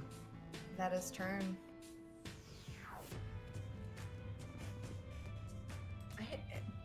The individual that you are currently grappled with does not like the fact that you are using it as a make shield, and it is going to attempt to grapple. A break of a grapple. Attempt to break out. All right, that is a strength with disadvantage or a dex. Yeah, well. Let's try. Let's try. They're not doing well, my dude. I can't make attack rolls, but I can keep them grappled. Yeah, they're gonna try. They're gonna fail. They're gonna try. They're gonna fail. Yeah, They try to break out of that grapple. They try to hit you with their club. Nothing lands. That is their turn. They're getting really frustrated. They're getting really upset, but they're still missing across the board. All right, Ephestiel, you are up with Rosvan on deck. Okay. Well, the cyclone actually kind of did me a favor because I was trying to get to Rosvan anyway. So we can, if he would load. Okay. The clickie's not working. Oh no. Will you do my thing? Eh. Okay. I'm trying to cast Cure Wounds. Okay. It's not going. Go ahead and Will it roll? Will it roll? If it doesn't, just go. It rolled. Okay. Oh wow. There you go, okay. Rosvan. Now you gotta press. Don't die on cure- us. You gotta press the word "cure wounds" so that way it'll actually give you the amount of healing. Mhm. Punch Razvan in the chest and heal him. Oh, patty cake him back to health. Yeah. what's the It's the cheat codes version. what are the dice? What are you?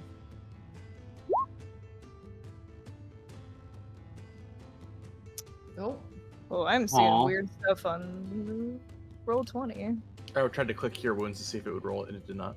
Okay. It's gotta be. I guess it's gotta the be spell's Kaz who rolls weird. it. Well, Yeah. I tried to do it. It wasn't clicking. It's rolling like an attack. That's why. Okay. I got you. That's weird. Cool. Thank you. 6. I assume your wisdom is more than a 12, Ephestiel. What's your wisdom modifier? It is 12. It is? Oh, well, never mind. Well, Not bad. 13. My bad. 13. I was incorrect. But that is a 6.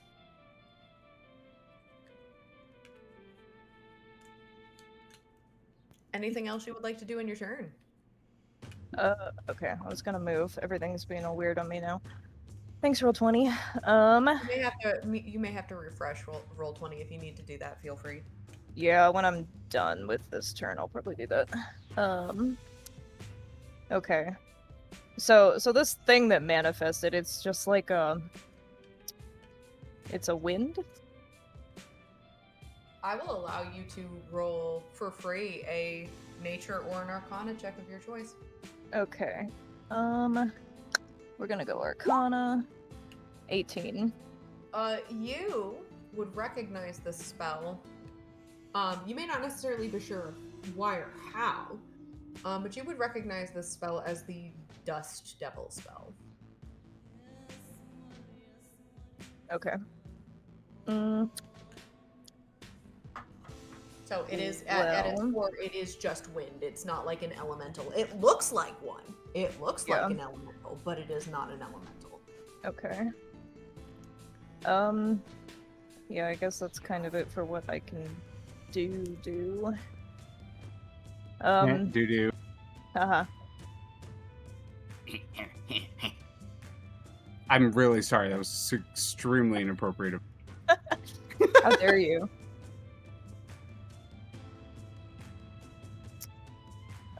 Okay. So much bad terrain. I guess I'm just gonna go right. How many squares is that? Here? And call it? Okay. Sure thing. Recognizing the situation that they're in, this individual up to the top in the north. Gonna look at Razvan. Or not Razvan, I'm sorry. Branson, wrong person. Branson, and is going to pew. 13? Misses. Yeah. I just want to believe that, like, at that point, Branson just back of the hands and out of the way. He is completely done with this man. And that's actually, they can't right now do anything else, so that's gonna be their turn. As they, well, no, not quite. They are going to step a little bit out of the way, and then that's going to be their turn. Razvan, you're up. Razvan feeling a bit more healing. Slightly better than slightly worse than when he started this battle, but better than he was a moment ago. Is gonna look over towards Clem. How bad does Clem look? Fine. Like really fine. Okay, how bad does Branson look? He's still on fire. Okay. 2, 3, 4, 5, 6. We'll move to Branson. And with an action, cast Cure Wounds. I appreciate it. Level 2 for 9. I will take it. And we'll give a point of Bardic Inspiration as well. Thank you. And that will be Razvan's turn.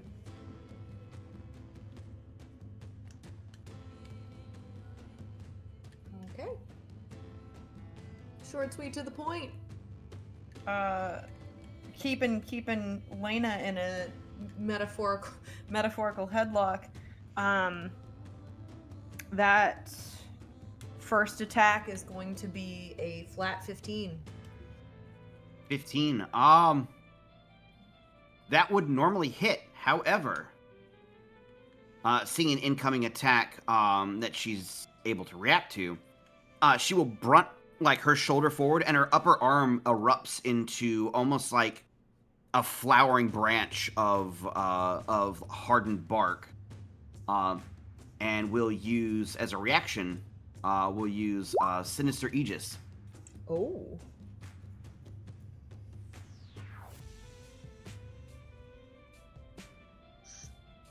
Raising her AC to 17 until the start of her turn. Okay. So 17. So her armor class is now 17.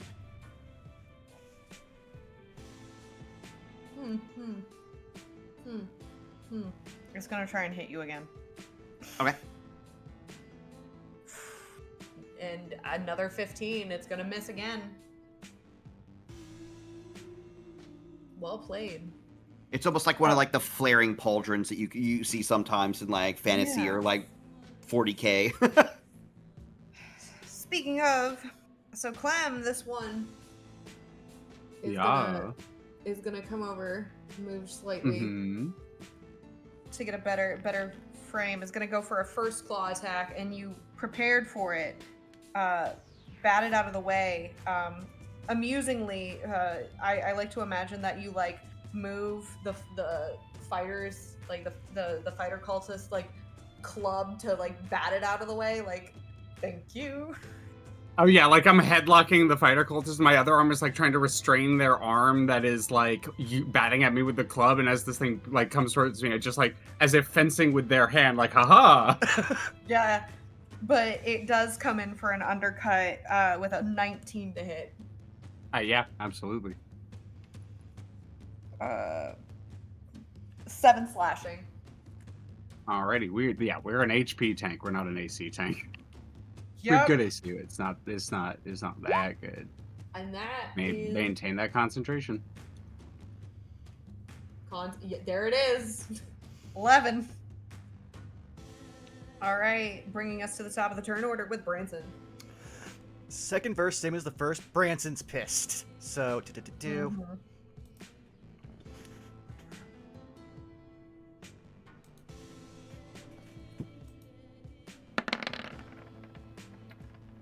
And I'm going to use my Bardic Inspiration. Okay. That's a D8 now, right? Yeah, it's D8. Yeah, correct. Yeah, it's a 6. So that's now a 21. 21 will hit. So, yeah, he's taking a 7 lightning damage as, again, from each finger, a black bolt of lightning shoots out and wraps around either his wrist, his ankle, or his neck. Okay. But also because Branson's mean, so 1 second here. 15. I believe That is their AC. Meets it, beats it. All right, so they take another 4 slashing damage on top of that. they are not looking good. As you hit them, for flavor purposes, not actually going prone, but as you hit them with another hand axe, you watch as they lower to a knee. Mm.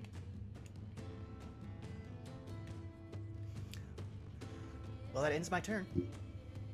Okay. Double checking a thing really quickly. Oh. Okay. That changes things. I have a question. Hey, Clem. Bah. Is the thing with your chains a spell ability? Like a What? spellcast? What do you mean? Like the Eldritch Blast I hit? The thing that happens as a result, right? You cast Eldritch Blast and then Yeah, I'm trying the thing that hits that pulls them. It's an invocation specifically. so here's what you see. As they swear under their breath and they murmur, let's squash whatever this is, and they snap their fingers. Nothing happens. And they look perplexed.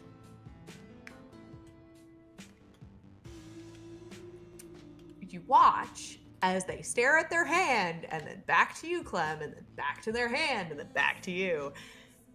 And they go sheet white. Clem just kind of gives a shrug. Because they have no idea what happened either. They're just kind of like, hmm.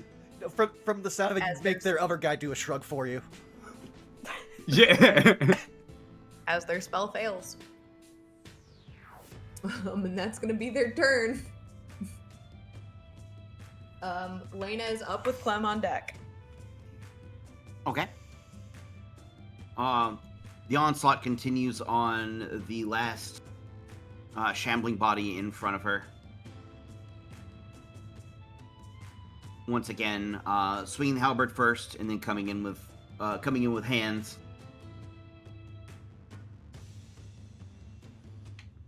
And the pauldron-like shield that sprung from her upper arm, it almost seems to like flake and break off Mhm. almost like it grew and then it like rapidly decayed and it like undeployed from her, I guess is the best way to put Okay. it. Oh, 18 that time. Yeah, that'll hit. All right. For 8 slashing. Good slashing. Not quite down, but good slashing. And her second attack she'll come in with one of the giant arms with a hammer fist. That'll unfortunately miss. That's 7. I'm so sorry. Still got a good hit on it. All right. She will otherwise hold her ground. Okay. Clem. All right. Clem is going to.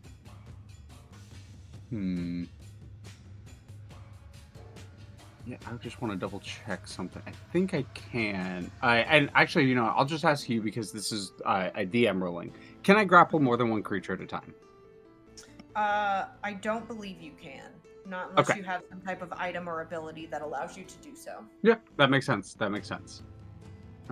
In which case, I am going to just stay where I am then, not try to drag too much closer. And this time, I'm actually going to shoot once more at this, and the one fighting Lena, and then also at this guy again.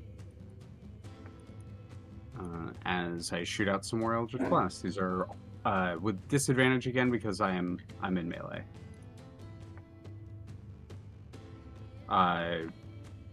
Creature fighting Lena. 23. Yeah, that'll hit. And let's see really quickly. Creature or cultist. 11. That will not hit.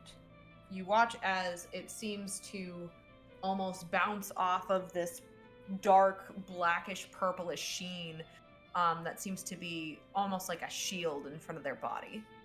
Yeah, 2 more tendrils of mist shoot out. This one tries to wrap around them once more, but they're kind of prepared and probably very, like, as you described, She-White, they're probably like, ugh, what the, like, not sure how to deal with it. It hits this one, though, and that is going to do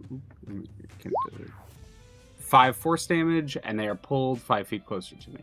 Or 10 Okay. feet 10 feet towards me. And remind me, this one? Yeah. This one over here, yeah. Anyway.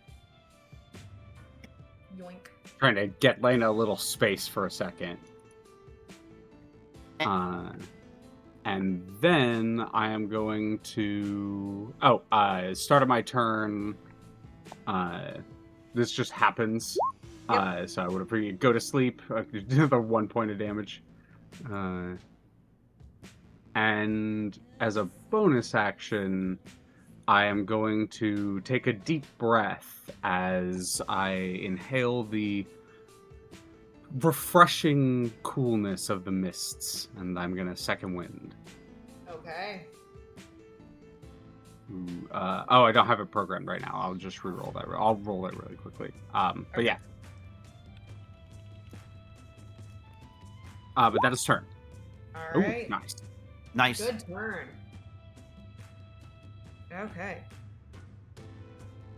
I don't like this grapple, so we're gonna try to break out of this grapple.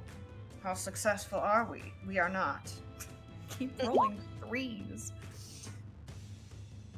13. 13 beats a 6. Yeah, disadvantage sucks. Yeah. Oof. And I'm not sure that hits either. 15 to hit. Just misses 16 AC. Uh-huh. All right, they're gonna try, and they're gonna continue to fail, and you notice that they're getting more and more infuriated as things go. And that is going to be their turn.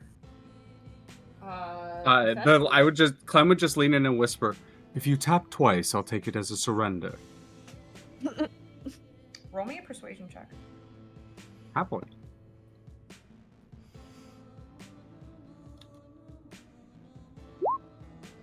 "13. Okay, I will make a note of that. Festul, you are up. Okay. I'm going to come down here by Lena. And we'll see if this works this time. There we go. And we will cure wounds on Lena. For so much back and forth. Okay. For 3 HP. Healing is healing. It did something. We tried. And he will point out to you the guy to the southeast or southwest. Once that plant's down, we should go take care of him. She like when you come over to like lay your hand on her to heal her, she almost like tenses up, like she's like in some kind of like fervor. It almost looked like she was about to swing in your direction, but she quickly stops herself, and then she like nods at you, like gritting her teeth.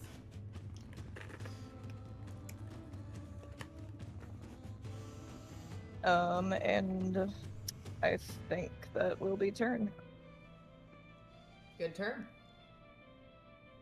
I have one more of those. I think they are going to do it. I think they're scared enough. You watch as The individual with the crossbow opens up their satchel once again and dips an arrow in. They take a lined up shot and they aim at Branson.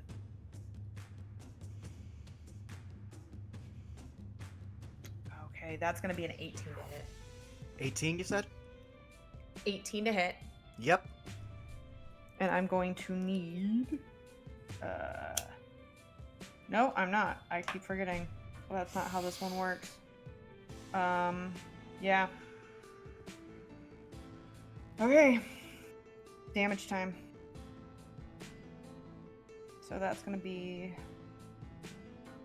Okay. 6 piercing. And you got very lucky. You got very lucky. That's only 13 poison damage. No, it's only 6. Yanti. Yeah. So that's 12 damage total. Yep. Branson is still standing. The guy just watches. He just pulls it out and throws it down. They're also now sheet white. And that's their turn. Rosvan, you're up. All right. Rosvan kind of blinking at the healing he just did, get wounded again. He's going to cast Cure Wounds again. Oh my gosh. I very much appreciate it. For 13 this time. Okie dokie. And we'll give more Bardic Inspiration. Very much appreciate it, and it feels so good to now be at least half health. Yeah. That'll be Rosvan's go. Alrighty. This one. If they get With your hit with your Eldritch Blast, is that... are they like stuck in that position or? Are No, they... no. It just pulls them Okay. in that one turn. Okay, that's all I wanted to check. Flavor-wise, the chain lingers for a little bit, but Sure. like it doesn't do anything. They're not restrained in any way. Yeah. That's what I wanted to check. So the creature is gonna emerge. Hey, Lena. Yeah. Would you like an attack of opportunity? And Hephaestiel, would you like an attack of opportunity? Oh boy, would I. I'll take it.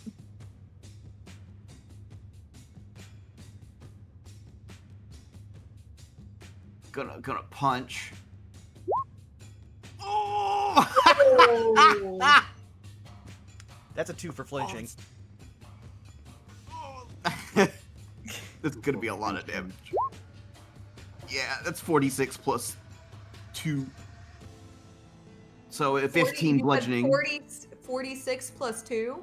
Yeah, because the hammer fist is 2d6 plus 2 normally, and it's a crit.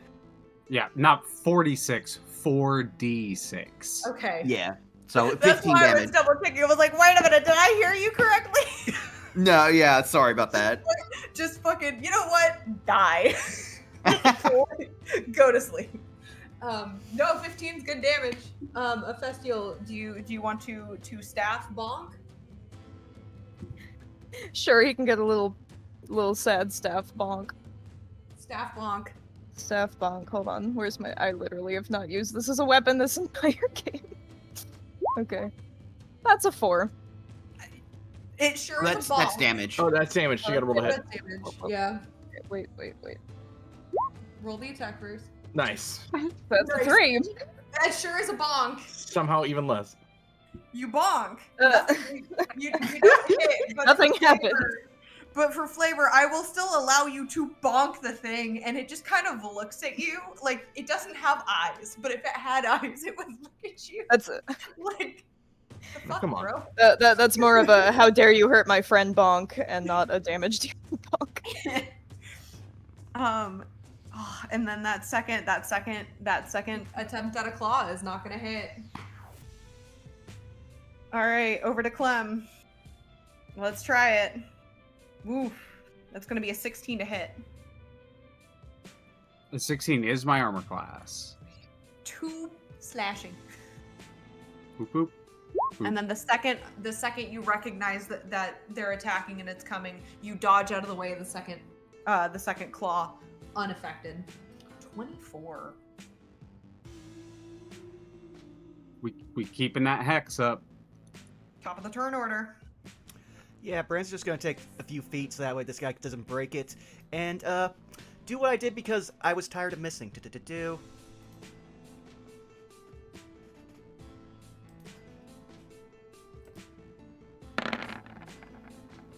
That's another 7 damage as I continue to hold Witch Bolt. Oof. And then once Witch more. Do. That's a 19. Yeah, they both hit. So that's another 3 damage on top of that. Okay. I have a question. Yes. It's really important. Would that 3 be lethal? That 3 slashing. I'll say this because of the amount of blood loss he did. He doesn't have the full strength in his hand because he's been rapidly losing blood and then getting it back. So I'm just gonna say the handle hits him between the eyes and he's not dead. I will make a note of that. Anything else you would like to do on your turn? At that point, he will break concentration on Witch Bolt, and that's all he can do.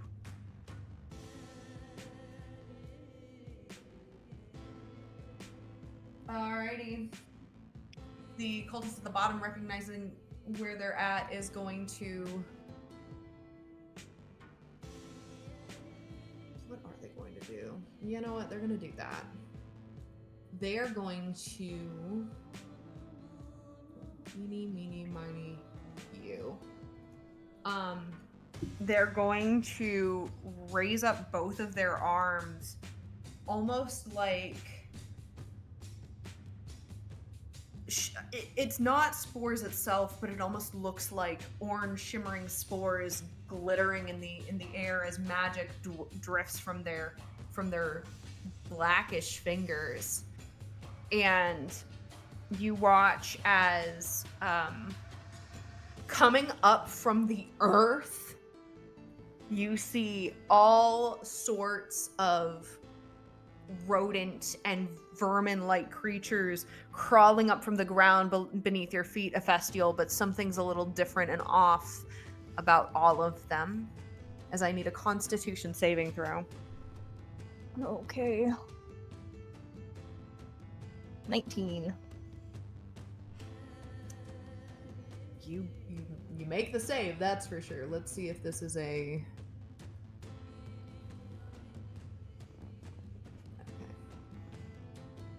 Okay. Yeah. That's it.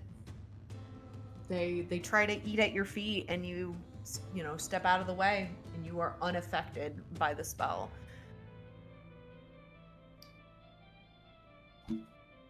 It's considering their options. Yeah, that's all they can do at this point. So they're they're done. Lena and then Clem on deck. All right. She's going to lash out at the last creature here as best she can. We're going to start with a... I'm going to start with a hammer fist. Okay. Oh my god! Nice. She is mad. It's just that easy. Understandable. For 15 more points of damage. How do you want to kill this thing? Just gonna punch whatever it could call a head off. And it falls to the ground. And then she's going to almost like whip crack look over at where all those spells have been flying from. And she's going to start heading that person's direction without a second thought. I believe you said this area is difficult terrain, correct? Yes. Anywhere that there is a bush and or roots. So if there are no roots or no bushes, it is not difficult terrain. Right. You know what? This is plenty distance for the moment. As she gets to there, that fist that she punched with almost like splinters. It begins to coil and funnel. And she like raises it up, and before long, it becomes a long, almost like barking, like tendinous lash. And she's like, "You won't get away!" And she will attack it from there with Vicious Lash, which has a 15-foot reach. Okay. Oh! Bad. Damn. Mad. All right, that's a hit. They also have to make a DC 12 strength saving throw now. Oh my gosh, of course, of course. Oh my gosh.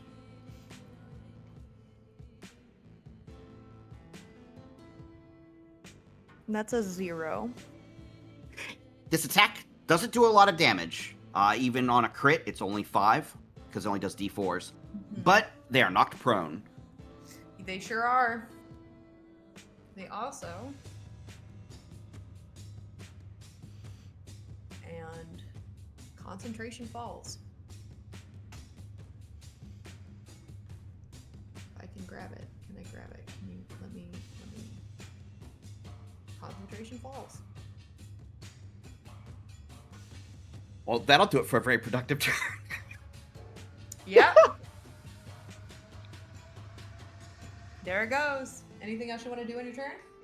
That'll do it. Clem. All right. Following up, I am going to. Once more, we're gonna go to sleep. One more. God, rolling ones. I am going to reach out as 2 more tendrils of mist shoot out from beneath my sleeve, and I'm going to shoot at them. I already have disadvantage for multiple reasons, so it is what it is.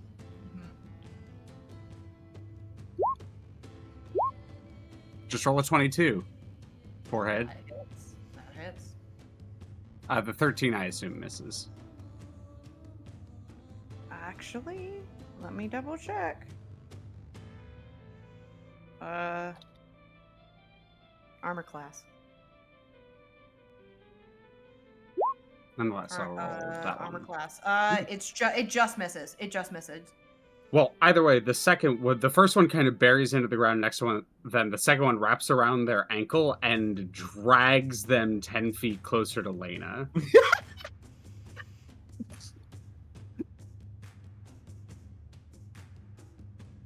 As it There's deals just, like, 10 force damage to them. Abject. Like, originally, what was a lot of confidence is turning into fear on this person's face.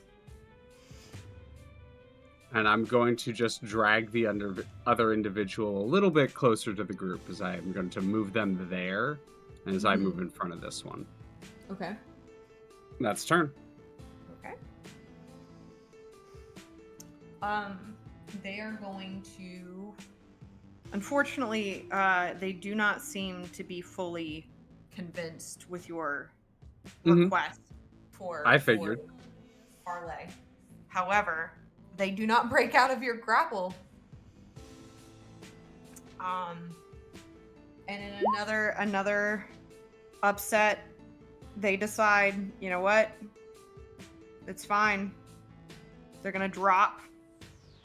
They're gonna reach into their pocket. They're gonna pull out another vial, same as before, and they're gonna try to drop it at both of your feet. I fail. Dex save Okay. 6. Interestingly, the creature next to you also has to make this save. That makes sense. Prepared. The fighter does seem to step out of the way just in time. However, you and the creature both take 4 fire damage as it explodes at your feet. Oh. Oh, And there it is. Finally, Hex goes. Damn.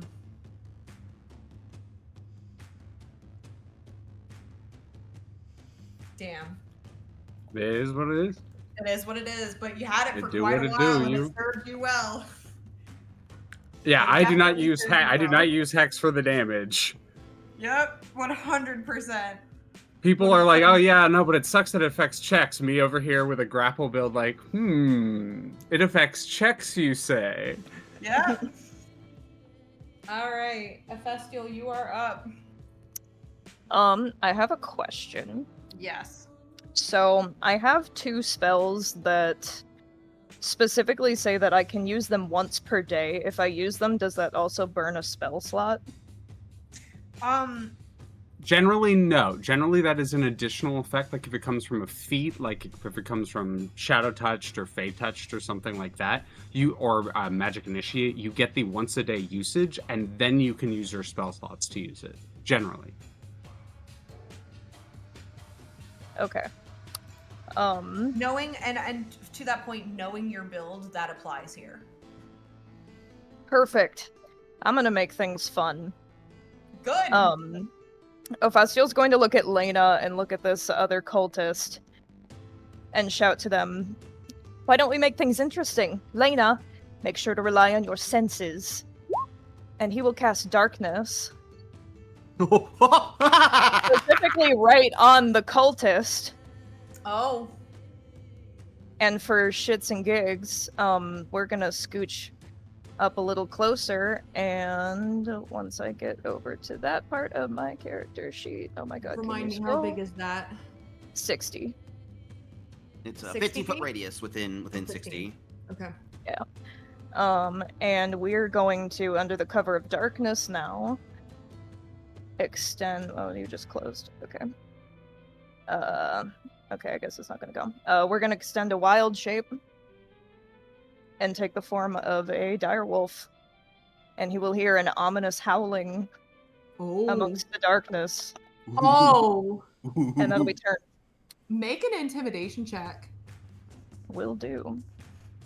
Like, with advantage. Will do. 16. Okay. Yeah, you'll find out what happens on their turn. Here we go. All right.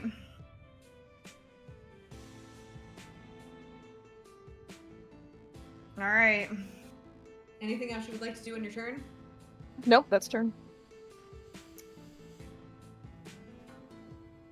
Branson, it is not your turn. Mm-hmm. Roll me an intimidation check. Will do.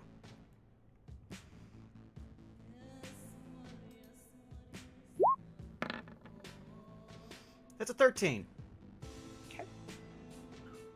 You watch as this cultist lowers to both knees, puts both hands behind their head, and they announce, "I yield." And you hear from the darkness, "What do you mean you yield? You can't yield!" Rosvan, it's your turn. Oh, Rosvan's not here.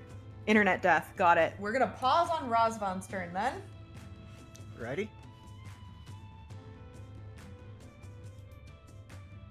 I'm gonna ask. We're I- 2 he- hours in. yeah, I which just is great. heard from him. Schminternet down. Yep. No, I said the same thing. Internet death. So I think what I'm gonna do, just to keep the ball rolling, I'm gonna pause on his turn. Whenever he gets back, I'm gonna give him his turn. Y'all cool with that? All right. Works All for me. right. Flash turn. Got it. Yep. All right. The creature trademarked is gonna try to go for a swing. 2 swings at Clem. One misses. The second one is a 17 to hit. Yeah.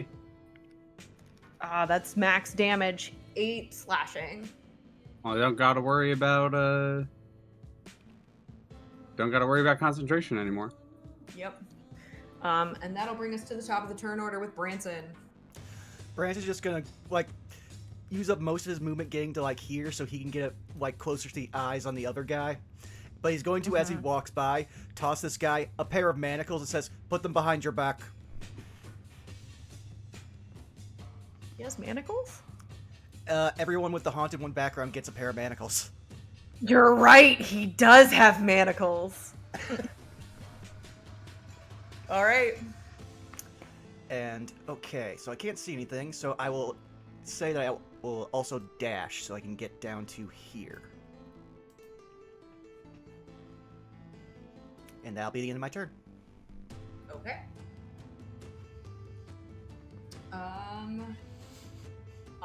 You hear, and it so from the wolf, a little bit of a turn order thing. The wolf howls. You hear a ah! As the cultist screams. You hear a "I yield," and then you hear a "What do you mean you yield? You can't yield." They're going to, in the darkness, and I am going to, for the sake of things, I am going to temporarily turn them off because you cannot see them. And they are going to use their full movement to, you hear them scrambling. You hear them scrambling. You can't see them scrambling. You hear them scrambling. They do have to burn half of their movement to stand up. Uh-huh. That doesn't mean they're not going to start Oh, I know. Oh, yeah, scrambling. yeah. And that's their turn. They take So- their turn to scramble. Fun thing about this. Okay. Because the one thing about the feat that I took in the hampering with my eyesight is I have blind sight 10 feet, so I can see them when they move away. Yeah, they scramble away, out of sight. They do I would like to scramble use away. my opportunity attack. Okay. Remind me, because I forget if this is possible. Can you replace an opportunity attack with a grapple? I don't think you can you? No, Generally, you no. Generally, You no. cannot. There are some features that let you do it. Okay. That being said, it is with advantage because darkness. They can't see you. You can't see them. True. It'll just be a simple splintering claws action because Lena is grappling internally whether or not she wants to absolutely tear this person limb from limb. Oh, you did or say keep they them alive. disengaged, right? I did Sarah? not.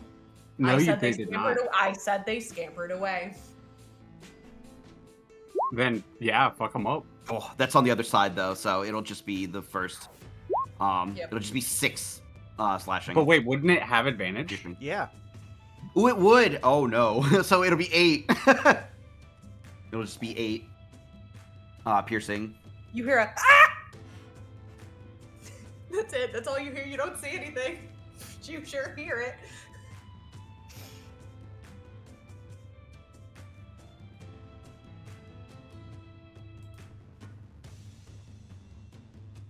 Yeah. Yeah.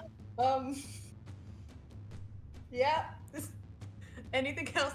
It's Lena's turn. What would you like to do?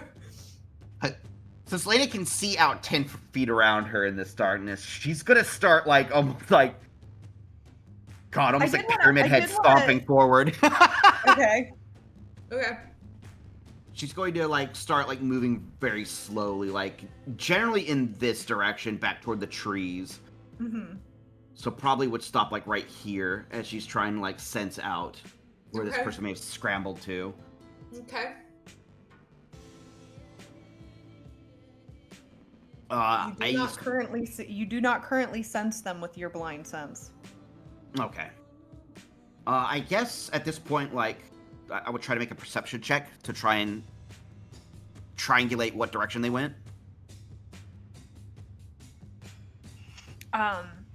I would say, given your blind sense and how that would be limited because this is magical darkness, Mhm. The most you could probably do is listen. and Yeah, I'll it'd be allow- hearing, like, trying to tell I which way will they allow might you be. to do a perception check as an action. Okay. To like do a listen check. Sounds good to me. 21. You hear breathing coming from this direction.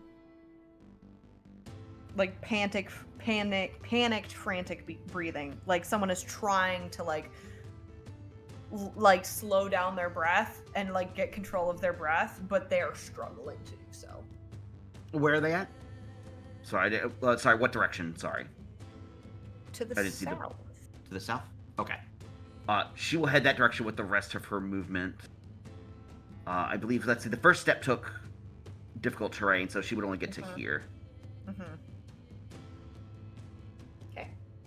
I guess that will do it for her turn. Is Really quickly. Blind sense. oh, I picked them up right in front of me. Fantastic. Yep.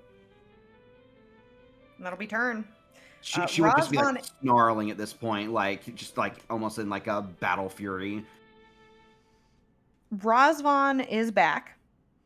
So We had agreed while you disappeared that when you came back that you would be allowed your turn. What if I missed? Because the internet was out, so I couldn't hear anything either. Yes. So, the cultist over here, the one that Branson was in combat with, lowered to their knees, put their hands at their head, and said that they yield. A Festial cast darkness and then wild shaped. That cultist scrambled to try to get away from them, and Lena is in hot pursuit. And that is what you have missed.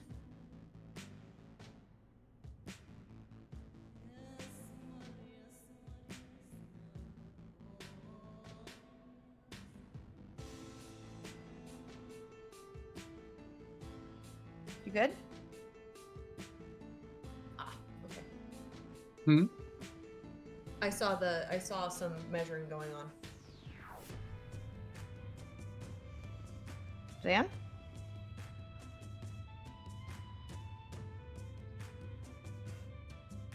Oh, I hope we didn't have another hiccup. I think we might have. Please let it just be Discord. His internet's been doing this for like the past, I don't know, week or so.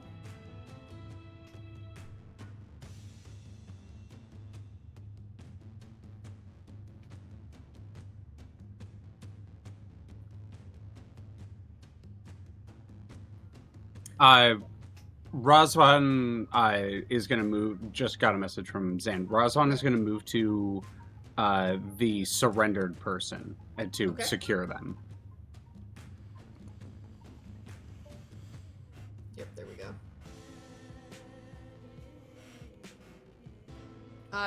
Do you know if he's using a full dash movement? I would assume so.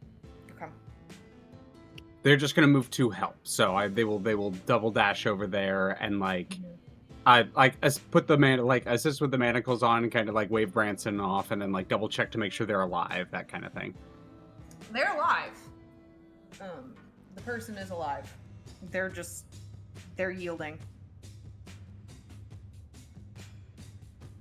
All right. And with that, We're gonna continue. Clem.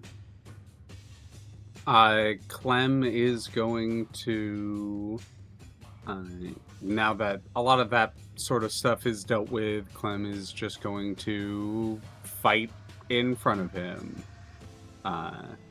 So she's gonna punch out at the stick figure. Also go to sleep. 3.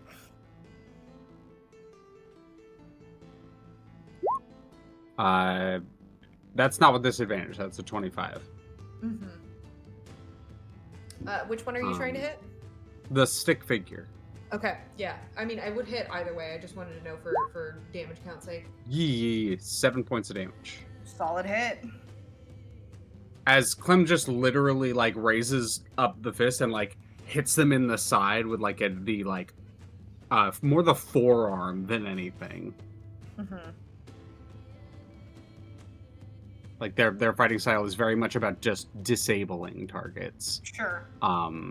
But it's just hitting, like they're not really sure how to fight something that isn't human, so they're just kind of hitting it. Yep, for sure. I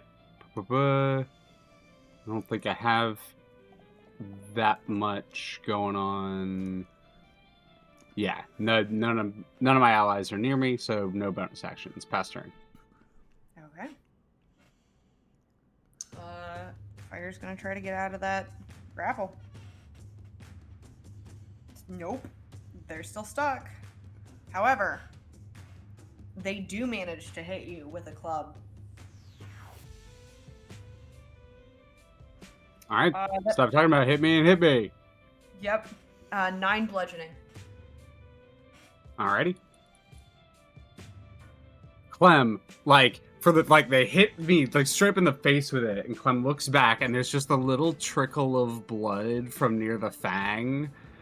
As Clem, for the first time in the fight, is bloodied. All right. They are not done though, as they are going to slowly take in a deep breath. And you watch as some of their wounds Slowly begin to heal up as they steel Okie dokie. themselves. Hephaestial, you're up. Okay. I'm going to use the fact that Lena is in hot pursuit to kind of follow her, and I'm gonna action dash to get right here. Okay. Not gonna make any more noises, but I'm still obscured by darkness, so I am on deck for scaring the piss out of this guy. Did you want to hold an action?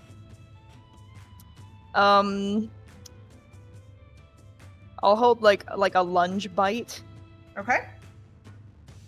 And ready for my next turn. what would make it go off? If they try to run again. Okay. Okay. And that's turn.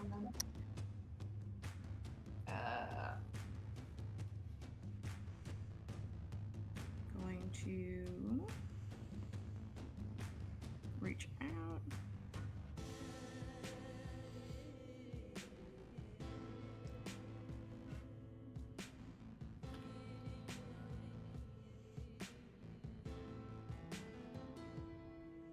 Waiting to see if I get a response. I'll give him a little bit, and then if not, we're gonna do the same thing we did before. Pause, and let him have a turn.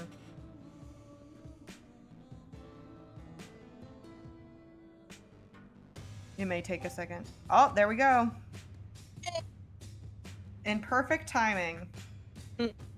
Whenever you get settled in, assuming you're still with us, Zan, it is actually your turn. Sorry, what did I miss? Essentially, we are Still in pursuit of not much has changed. Still in pursuit of the cultist down below. I moved you over to where the ranged cultist is, and Clem is still in fisticuffs with the two in the corner. It is your turn. Rosvan doesn't have any really long range abilities, so he's just going to stay with the one who was downed and offer healing to them. Okay. Are they to accept? He will heal 11. Okay. Noted. And that'll be Rosvan's go. Alrighty. The last of the remaining stick and moss creature is gonna make an attack at Clem. Both are going to miss. Again, doing real great. Top of the turn order, Branson. Branson is going to dash. So Nice.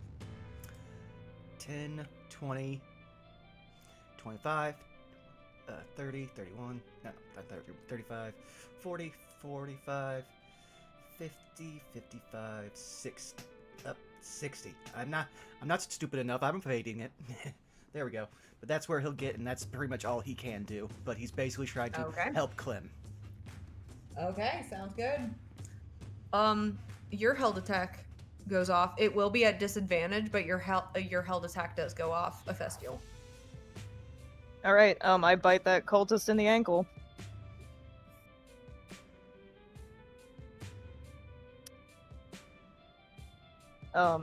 What is the attack for direwolves?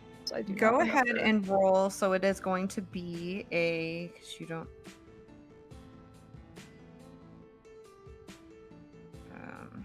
Give me just a second. That is going to be a. So plus, yes, that's gonna be a, D20 plus 5 to hit at Okay. disadvantage.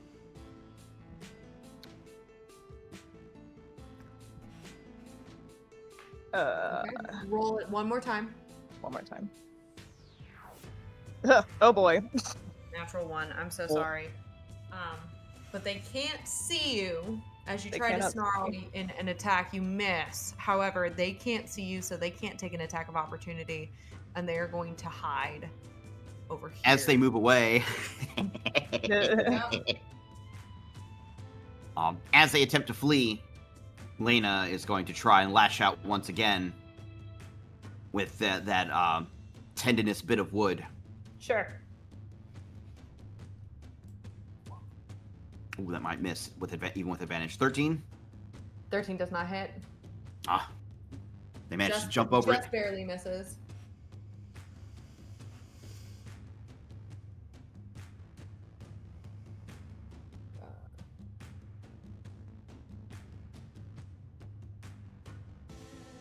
Yeah, their turn is not over because they have not taken an action. They're going to cast another spell. Trying to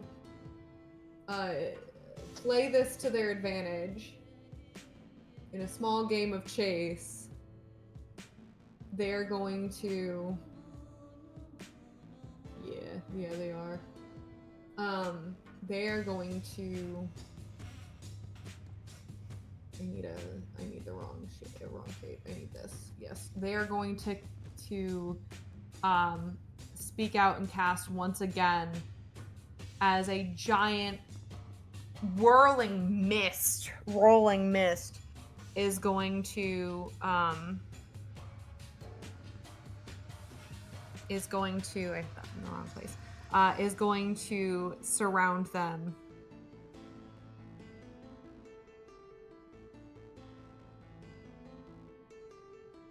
And they are still obscured. That is going to be their turn. Yeah, that's going to be Lena with Clem on deck. All right. How many times does Lena have to tell you, like, that doesn't work? Lena just like steps out. Was this like a fog cloud or something? Like, Yeah, what it was is. it? She's just gonna like look at it, quirk her head, and just like step right up to her. It's like, you know, I can see you. And she's just going to try and grapple them. Okay. Okay. Yep. Another 20 we're in. There's a 10. Multiple of those like Hydra like branching arms just like latch onto this person and just like lift them up a bit. And I don't know if there's like a tree or somewhere, like a tree trunk or somewhere nearby. Oh yeah, but right beside you, to your north, right beside you. she's going to like move them up one and just like pin them against the tree. Great. Let me move them. And she's going to like almost in a threatening gesture, like take the halberd and just jam it into the tree, like right next to their head, and be like, "Give me a reason why I shouldn't kill you right now." Intimidation with advantage.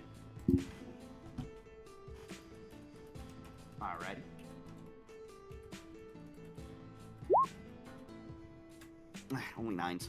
So here's what I'm gonna tell you. You've intimidated them. That roll was for something else. Just don't be discouraged. All right? That was for something else. All right. She Related, unrelated. But that was for me. That was not for what you're doing. That was for me. She is like, her arms are like trembling, and you can see like she's visibly upset right now. Like normally, like in combat and stuff, she's very like calm and calculating, but this one she's extremely shaken and angry. But that will do it for her turn as she keeps this person pinned right here. Yep. If Branson could see you, there'd be a tear of respect. You can hear her. Oh, that I know. He heard, but he can't see that. It's still there. Okay, Clem is up. All right. Okay, motherfucker. I only need the 1 level of fighter to kick your ass, but I'm not gonna do it right now. I'm gonna keep putting you to sleep. Go to sleep. Go to sleep. Just I still got him into sleeper hold, just like slowly putting him out. And then I am going to once again raise up, and it's more just like a chop downwards. Okay. And that's on the stick figure. Okay. 14 to hit. Yeah. 7 points of bludgeoning damage. How do you want to get rid of it? It is like I said, it's a chop downwards, and there's just a cracking sound, and it is like a martial artist chopping through a block of wood. I'm gonna move it temporarily because Roll20 is glitching on me. I will put it back. I just can't put an X on it without No, you're fine. moving it because Roll20 was like, hey, what if no? Alright. All good. That one's out. And then I am going to 15 feet drag them this way towards the group. Okay.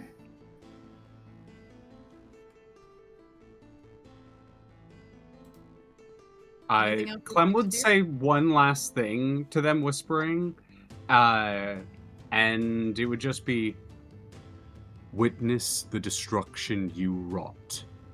That will be it. Damn. Alright. They're still gonna try to break out of that grapple. That is a natural 20 on that grapple check. Then let the fates decide. He breaks free.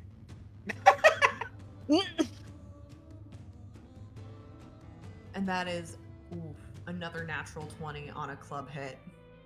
Yeah. For minimum damage. Okay. Did it! That's 8. How much total? bludgeoning. 8 bludgeoning damage. Clem, once again wipes a little bit of blood away from the mouth. You're going to have to hit me much harder than that. They don't say anything.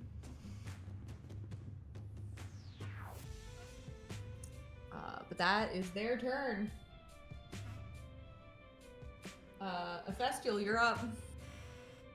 Wolfie boy, All right. what's going? What's doing? We're gonna scare the piss out of this cultist again, because I'm gonna enter the circle.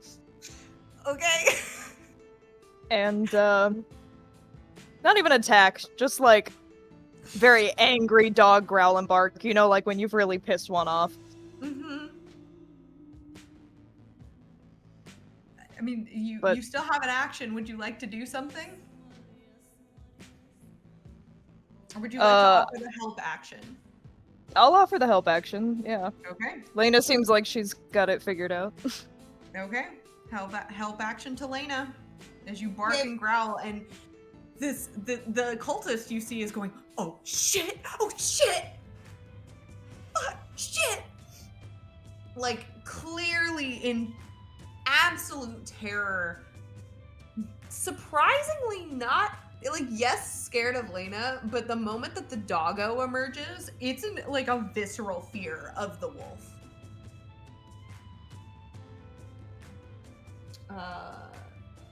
Yeah. And the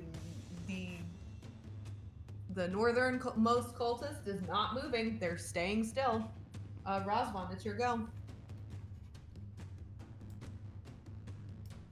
Oh. He's muted. Oh, Razvan's gonna stay there with him. Just make sure he doesn't go anywhere, but also, yeah, Razvan can't really contribute right now. Okay. Branson, you're up. All right. I hopefully did the math right on this. So, 1, 2, 3, 4, 5. Can Branson attempt to grapple this guy? I don't see why not. I don't think there's anything against multiple people grappling the same thing. Well, I thought it broke out last time. Oh, you're right. No, I'm sorry. Yep, you're right. My bad. Yep, you can attempt to grapple. That's a 23. We're working on it.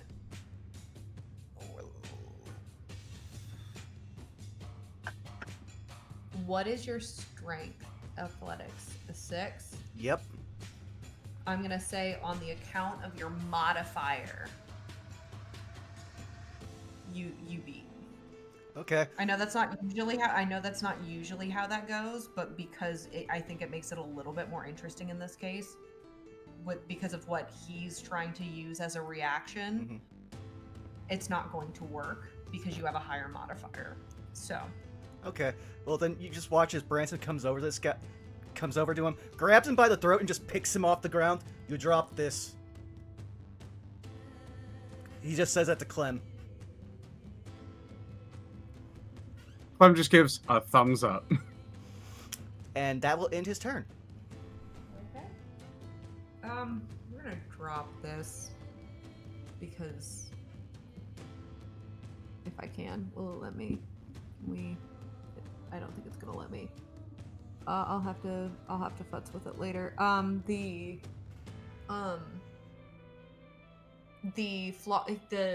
caster drops the fog cloud. Is still pinned, recognizes there's no way, like there's no way that they're gonna be able to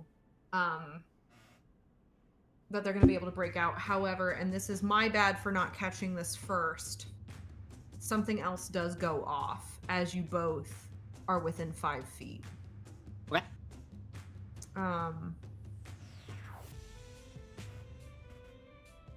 Where did it go? I have so many tabs open. There it is. I am going to need a Constitution saving throw from both of you as you watch, from the moment that you pinned them up against the trunk, a burst of orange and green and purple spores just emit out from underneath their cloak. Ready? Boy. Con save. Yep. Constitution saving throw. It's a 12. 17. A 17 passes, but a 12 will not. As you accidentally, not prepared, inhale, and you take 6 points of necrotic damage, Ephestial. Lena, you are unaffected. As you would recognize, you've seen this effect before. There's for a moment, your memory calls back to a time long ago where you saw, in a very different context, the same ability replicated from someone of your past.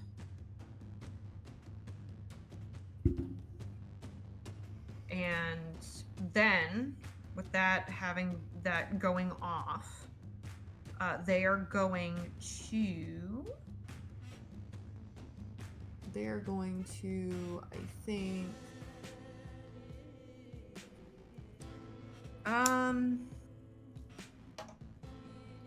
considering the situation here, They are going to. You know what? I do think they would.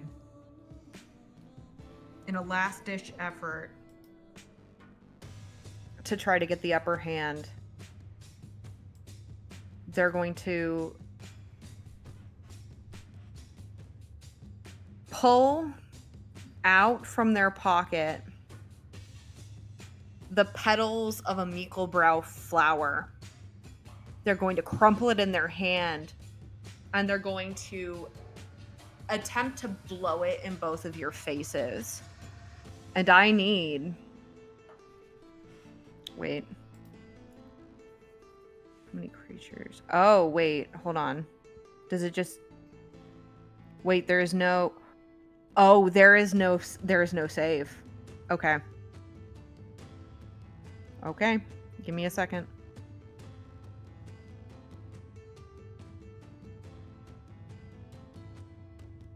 Okay. I don't think it's going to do much, but they are still going to try. Lena and Ephestial, what is your current hit point count? I'm currently at 25. Okay. I'm at 22. Ephestial, you fall asleep.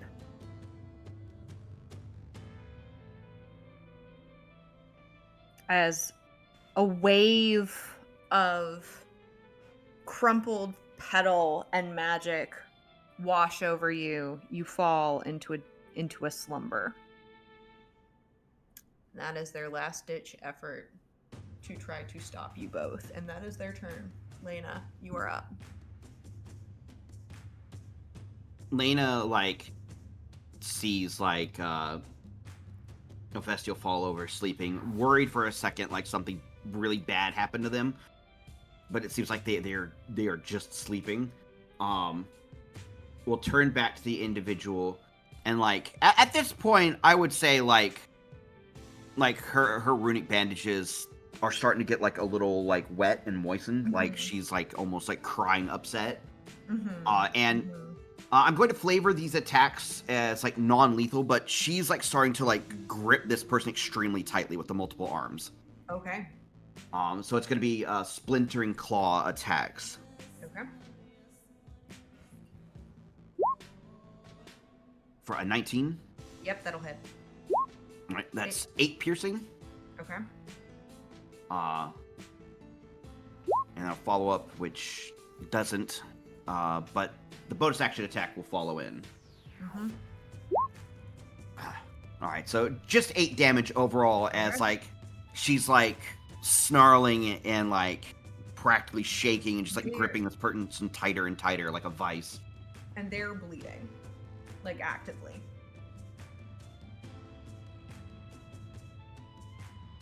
Anything else you would like to do on your turn? Otherwise, she will just hold her position here and hope that Hephaestus will be okay. As she looks down. Clem, it's your go. Clem is going to sidle on over here to the other side, just kind of slide around and attempt to put this person in, and basically an arm bar behind their back. First one's going to be grabbing them.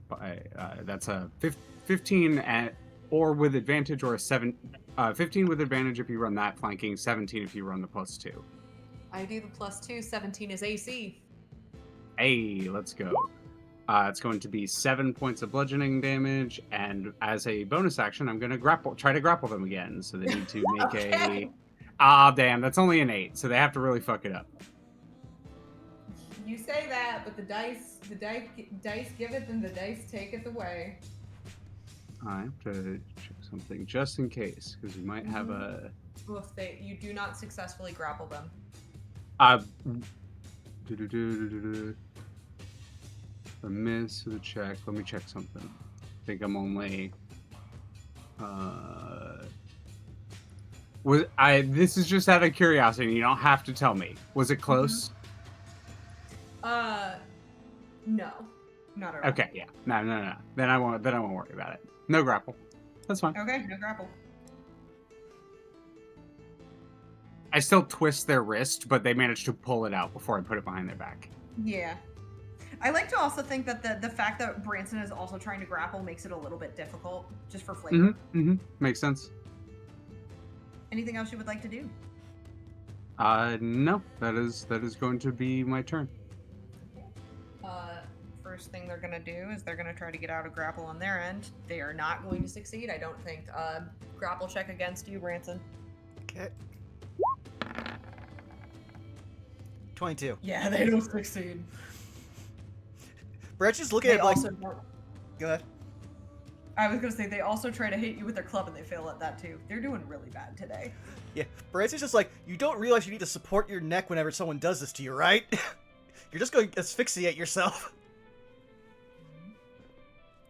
But that's their turn. Festial, you are snoozing. Sleepy Dorg. Sleepy Dorg. Oh, shoot. Razvan, you're up.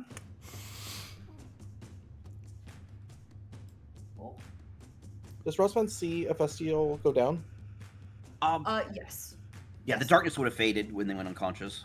Yep. 3, 4, I'm just having issues getting the 12. The thingy to go away. Rosvan will move and dash towards there, but that will be his turn because movement and Oh. movement and action. Okay. and there are no more summoned creatures right now. Bringing us back to the top of the order with Branson. Okay, I'd like to attempt to drag this guy to a certain spot over here. Okay. Right here, and have him, like, be, right in this space right there. Right here? Just under it. Basically by the wall. Yeah. And he's just gonna, like, turn back to, Clem and just go, if you want them to go to sleep, you have to do it like this. And he's just completely Jason Voorhees. Can I attempt to just smack this guy's head against the, like, the wall while he's, like, still holding him? Improvised weapon. Okay, so that would be a d20.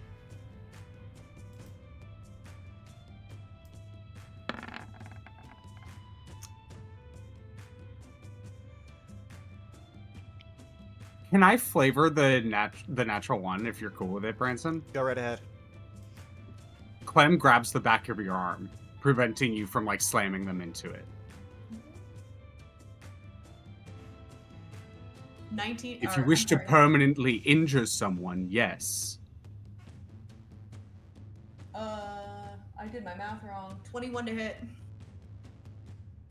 Okay. Because that's a natural one. He's gonna go in for the hit. That's gonna be 7 bludgeoning as he pop.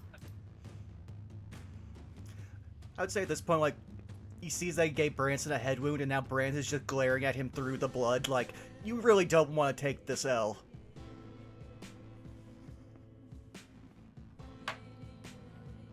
But he will then end his turn by, learning from the best. He also casts Hex on them, and Strength. Okay. Okay. I like how so many of the party members know Hex. This is very funny. Great minds. I mean, it's just Warlock Hunter's Mark. Everyone likes it. They're going to the next one. The caster is not even going to try to get out of the grapple, but is going to use this to their advantage. As Lena, I need a dexterity saving throw. Oh, okay.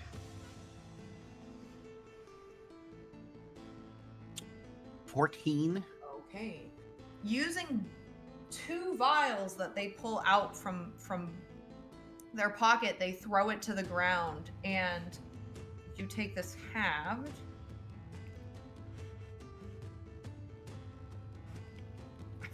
Minimum damage. You take 1 point of fire damage as the vials explode at your feet. Like, get off! Get off! Let me go! Let me go!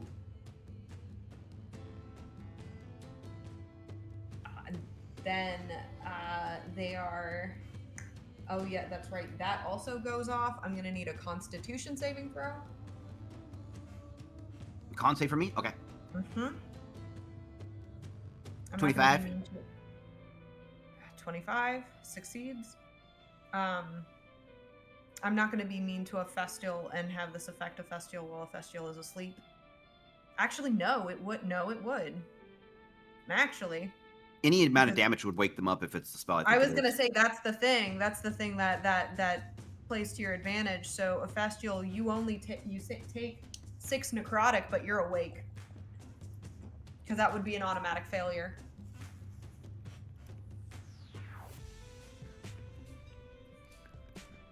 So, Festial, you are now awake, and also it smells really bad. And there's that moment of like realization in the person's eyes as they realize they messed up their own. They messed up their own. They spell, sabotaged their messed up their own- sabotage. Yeah, self-sabotage on accident. Someone They done see- goofed. Yep. And the only other thing that they think that they can do is they pull out a dagger and they try to swing, but they fail. They miss. Lena, it's your go. He's just getting madder and madder. She says, like, just gripping this person.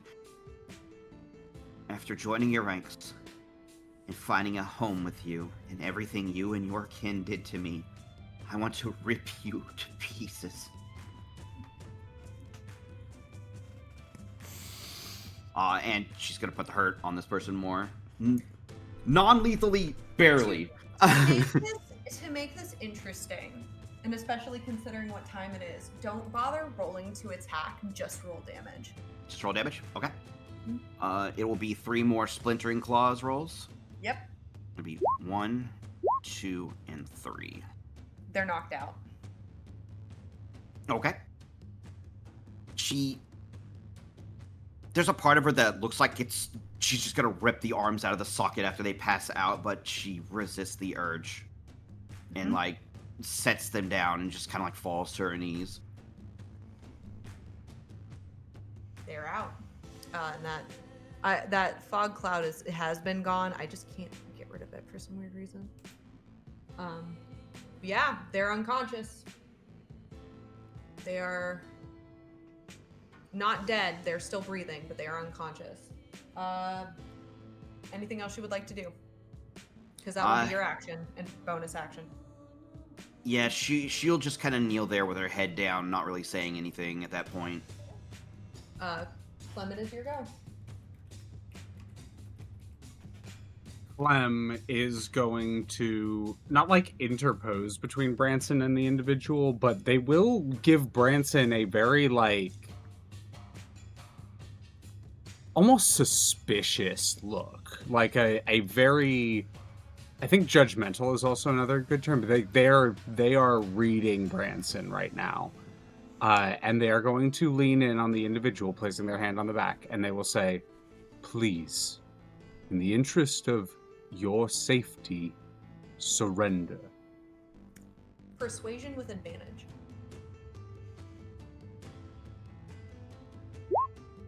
25.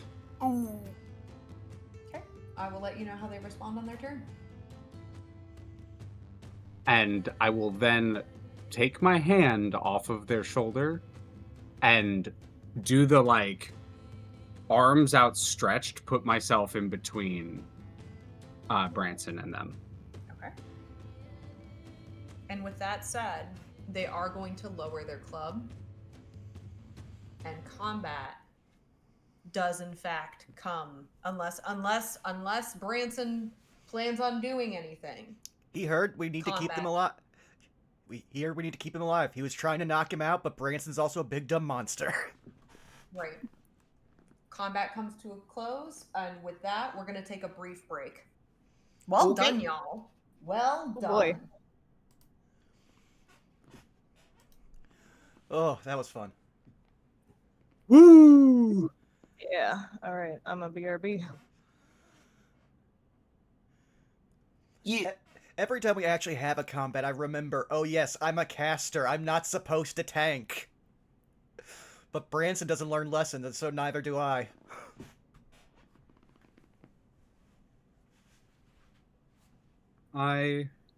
I'm enjoying my build.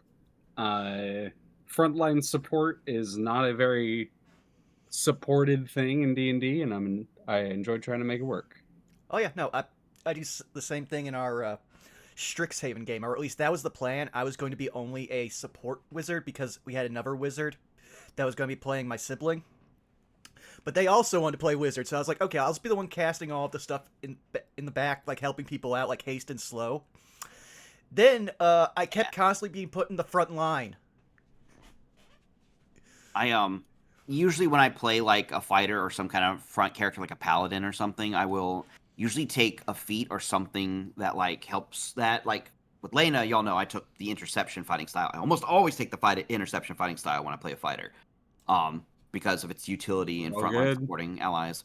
For Paladin, I love taking the healer feat to like help out allies and stuff. It's fantastic. Yeah, I mean, the best I could do for that was I took Resilient, and I just made Strength one of my other proficiencies. Because he still needs his Strength to actually swing his axes. He doesn't get a magic ability for that.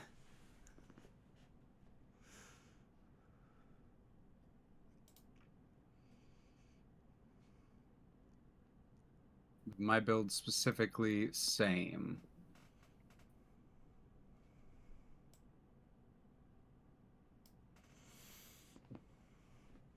But yeah, with the way how Branson's stats came out, I am taking ASIs at the next 2 leveling opportunities, no matter what. There's no wiggle room there. I have to if I want the build I fully need.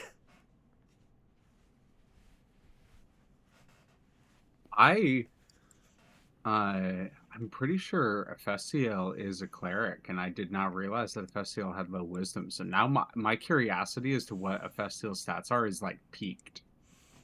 Oh yeah, no, that's been a mystery ever since the first perception check they made. My character is nothing but an enigma. He's also a hobo. He is that. Not by choice, but you know, life circumstances. Said lovingly. Branson's been living out in like the fucking wilds for 5 years for no good reason. Suffering from homelessness is not anything to be ashamed of.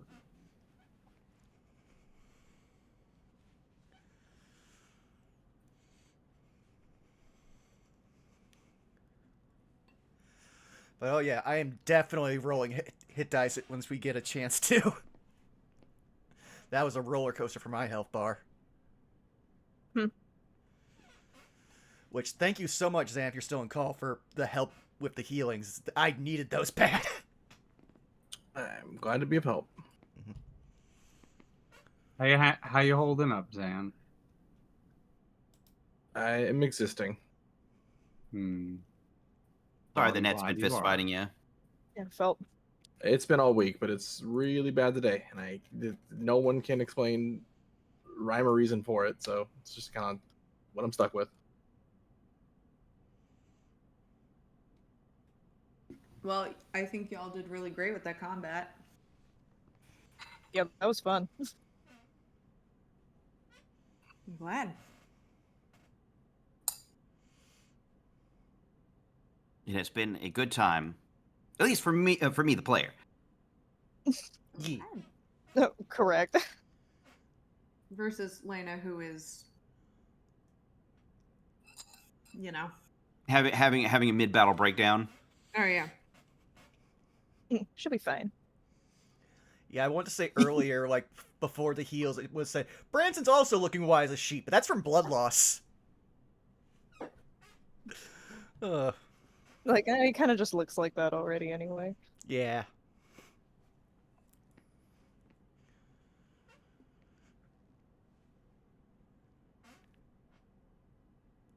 Is everyone back? Think so. I am here. No. Yeah. Well, Oh no, Kaz is gone. I astral projected.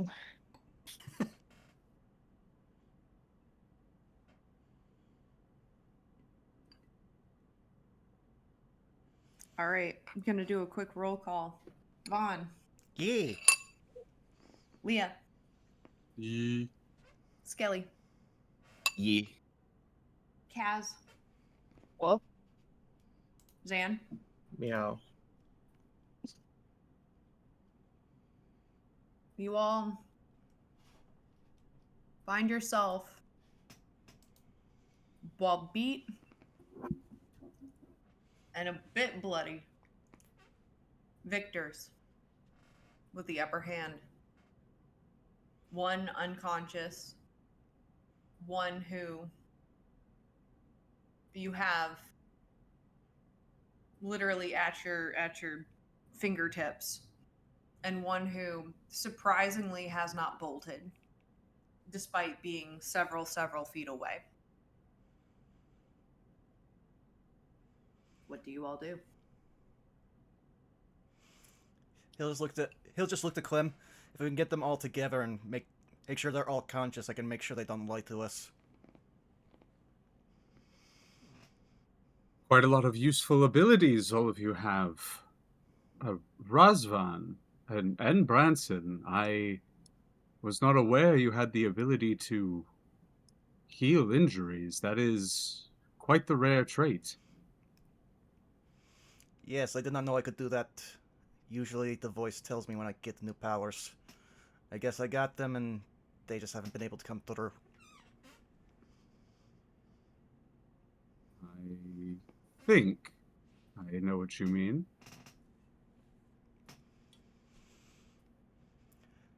Nonetheless, I do appreciate you restraining yourself at the end. Anytime I don't draw my axe on someone, that shows my complete restraint. Is he just saying this while he's just still keeping this guy, like, not, like, fully off the ground, but his feet aren't touching? He's just, like, keeping him pinned to the wall?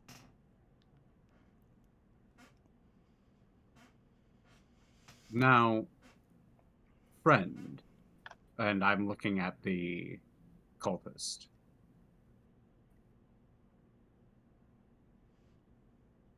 What were you doing here? The one that you have pinned? Mm-hmm. You see a twitch of the mouth, but they say nothing.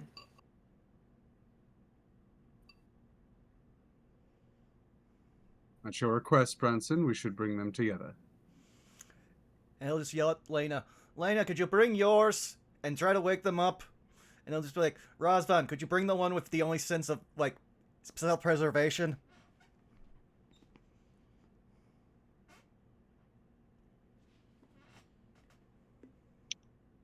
Razvan will get up, kind of rapier still held in hand, and kind of motion for this one to follow him. Razvan, He'll kind of look up.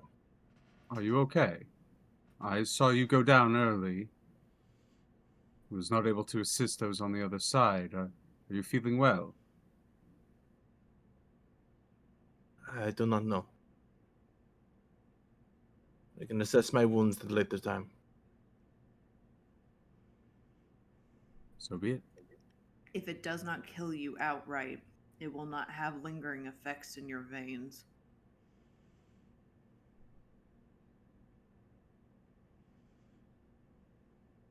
Well, we've already learned something new. But yeah, once everyone comes together, Branson's going to tap into that new well of power that I didn't know he had. And because I'm very low on spell slots, I'm glad I prepared this because I thought we'd be interviewing people. Zone of Truth. On all three of them. Where are you putting them? I'm going to have them physically put on the map. He would probably, like, bring them over here so we could just surround them and they'll still be in, like, difficult terrain, so right there-ish.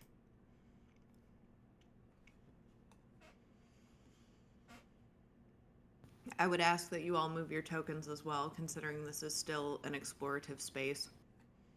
Keep in mind that that orange square is an active burning fire.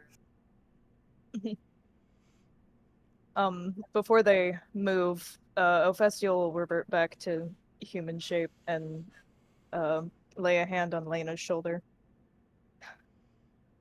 We've got them. It's all right now. Are you doing okay? I want to hurt them so bad.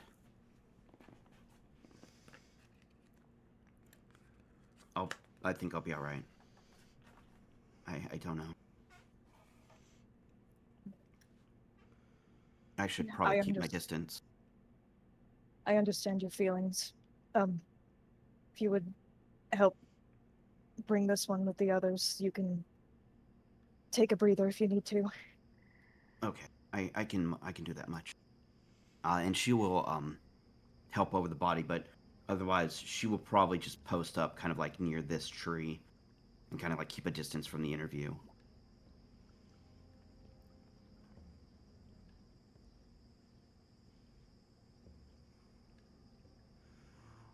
But yeah, she'll obviously look at she'll look at Ophestial and say, "Thank you." Of course. Is this one that we had still knocked out? Unless someone does anything to, effectively stabilize and wake them up, they're knocked out. Oh, so he still needs to be Okay. stabilized? I need help getting the body to the spot. Oh, Lena would have helped for certain. Okay. Okay.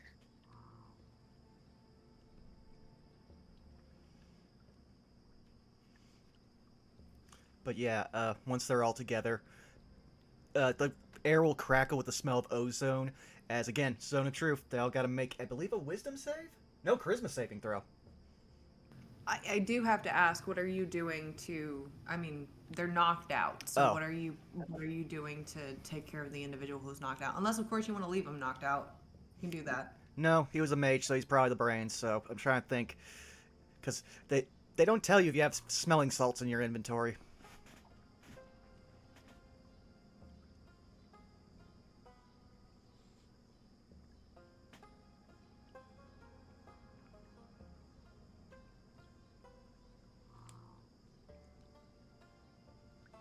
Okay. Can I just attempt to just, like, lightly slap them to wake them up? Just kind of, just wake up. Wake up. Wake up.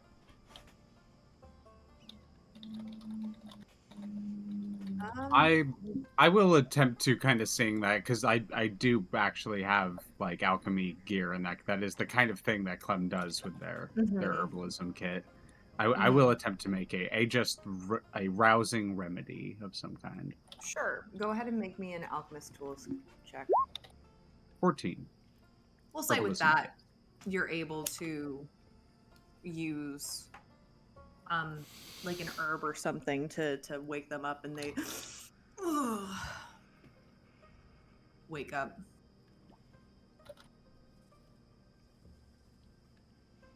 Spicy pepper usually does the trick.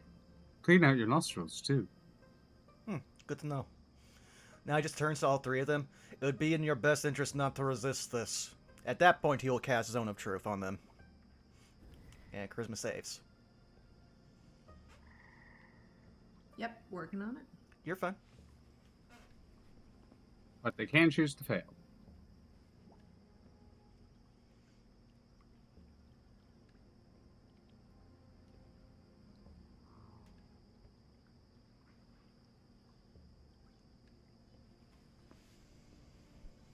Working on it.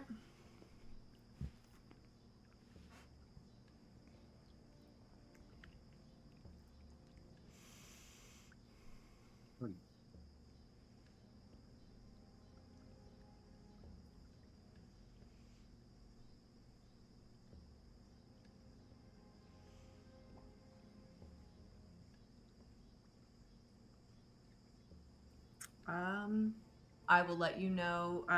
Does it tell you whether or not they? You can tell whether or not a creature succeeds or fails. And I mean this kind of. So, the fighter opts to fail.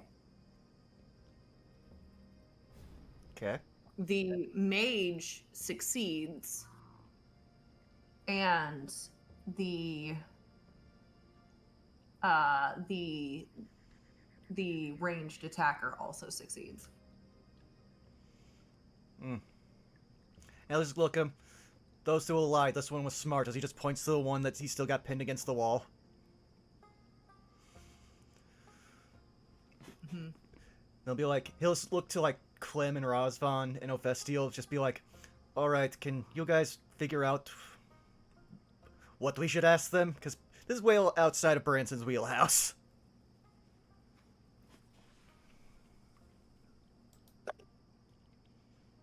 Lena,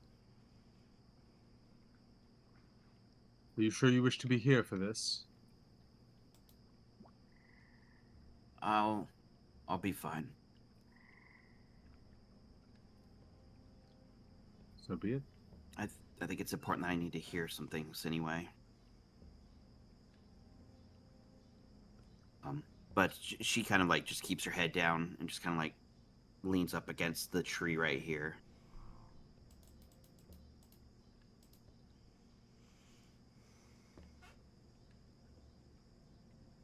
Well, I'm happy to take point on asking questions, but I believe I know quite a decent amount already of the basics, at least.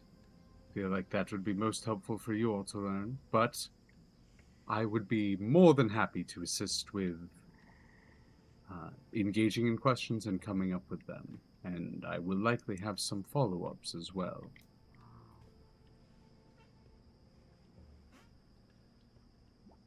The cultists sort of just acknowledge you non-verbally. There's a very somber feeling, somber. I wouldn't even call it necessarily like fully. It's not like a morose or like a upset, depressive feeling. It's that feeling of when you recognize that a situation has gone futile and you've just kind of accepted it.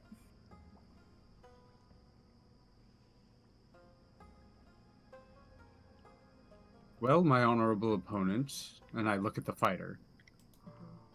Which among you knows the most?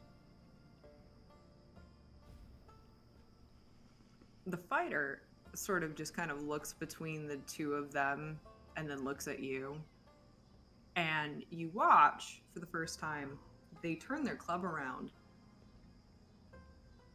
And as if using it like a stick, use the bottom of the club to write in the dirt.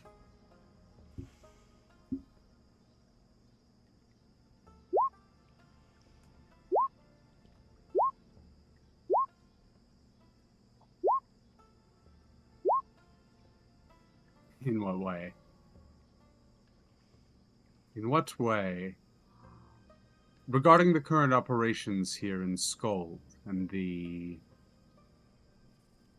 various... I have a question before I finish that. Are you able to speak of your own volition, or is someone holding your tongue? They resume writing again. Mm-hmm.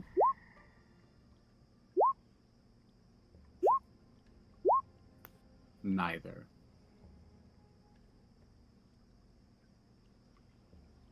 Born like this, I assume? They nod. I had a neighbor in my village. I understand. It is... To finish my question, which among you would you consider the leader? Who had the most contact with other individuals here?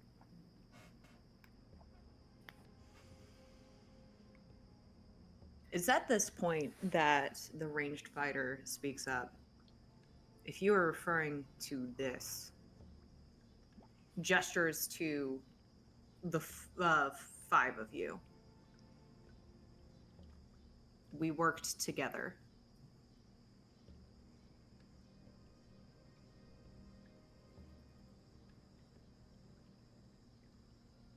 You see, I'm sorry, friend, it's going to be hard to believe anything you say, as I trust Branson's word that you will lie.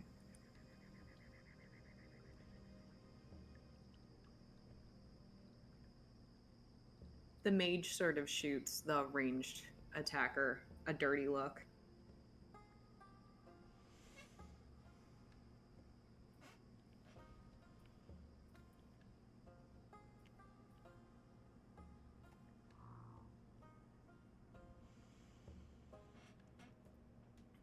Walk in front of the caster and kind of kneel down. You seem the most zealous, no? I suppose that's a descriptor. To whom are you loyal?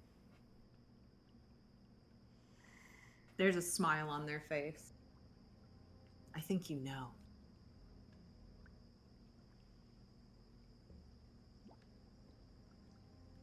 Poor choice of friends. Oh, I hardly agree.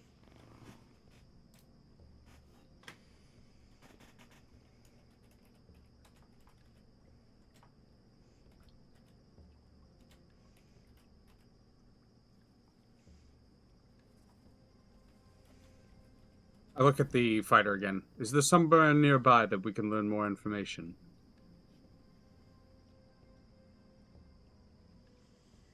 Did you say is I'm sorry to make sure I heard you correctly. Did you say is there somewhere?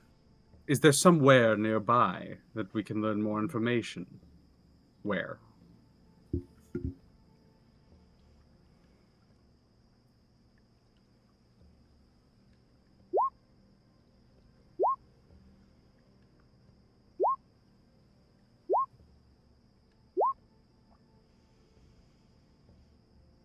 The meekle brow and the blight you're inflicting on the town.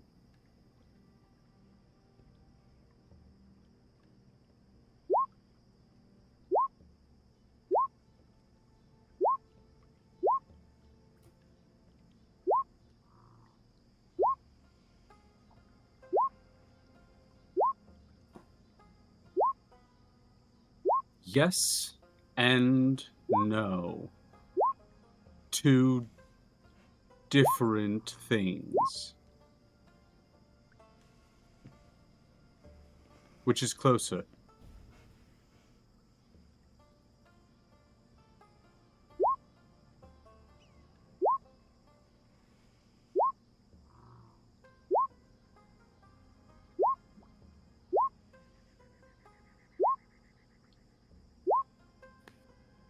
Is it nearby? They only know of one.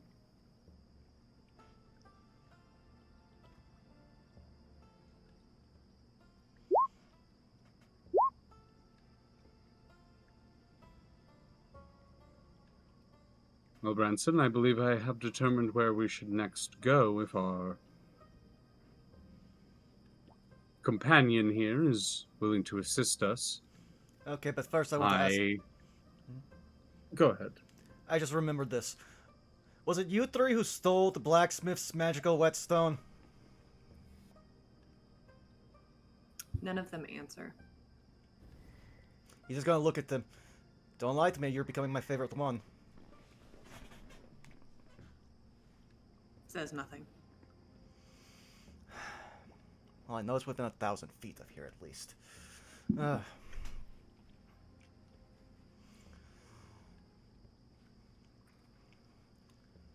Is there anywhere hidden within the nearby shacks?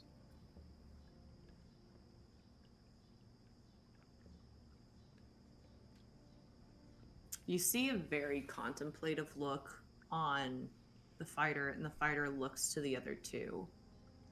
Go ahead and roll me insight checks. I will Anyone who actually- wants to. I'm going to assume on Clem. Like, I'm not going to roll an insight check because Clem is the wisdom. Clem is all about. Clem makes a lot of assumptions. So Clem is going to assume and is going to step forward and is going to kind of kneel in front of the other two. I can promise you that if you assist us, I will not only protect you from the wrath of your previous allies, I will help you escape the cult entirely.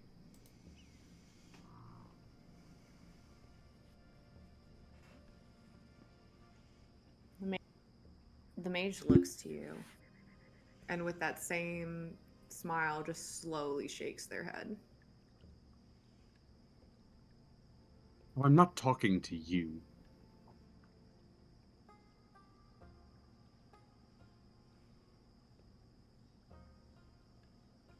And I look I'm over not towards the talking to fighter. you. Ignore them.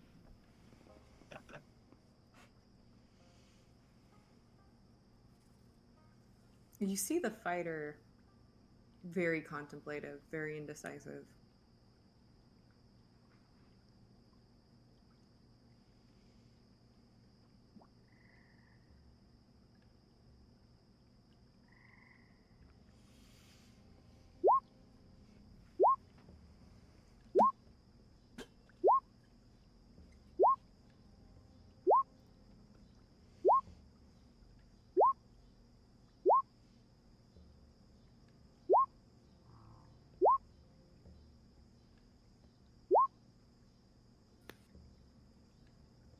I'm going to point down at what they wrote. I fear this person does not know anything.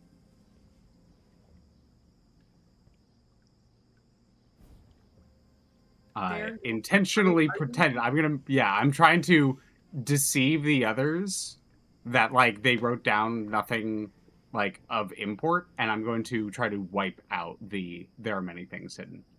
I need 2 rolls from you because Mhm. I also need to ask, how close are you to this individual? At this point, I would have moved up to here to talk to Okay. them. 2 things. I need from you a deception check, and I need a perception check.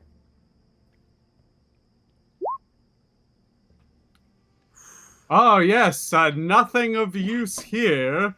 Ooh, that's there are many things hidden. Hidden, yes. No, it's really unfortunate that they did not give us any more information. 16 perception. They slipped something into your pocket.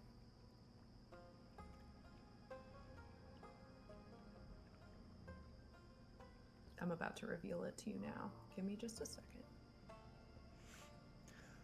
While they're handling that, Brance will just turn to, like, Clune, just go, "Why are you talking like that?" I always talk like this. This is my normal voice.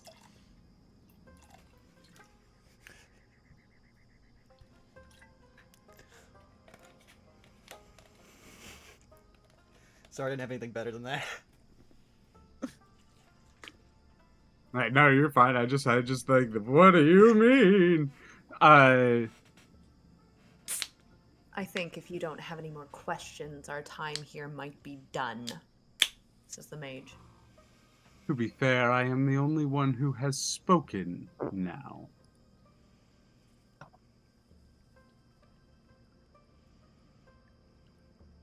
I look at the others. Any of you wish to say anything? Ask any questions? Razvan shakes his head no. Were they targeted Well, or... I have a question. Oh, go ahead. Are you, or the thing you're associated with, is it behind all of the strange fungi appearances?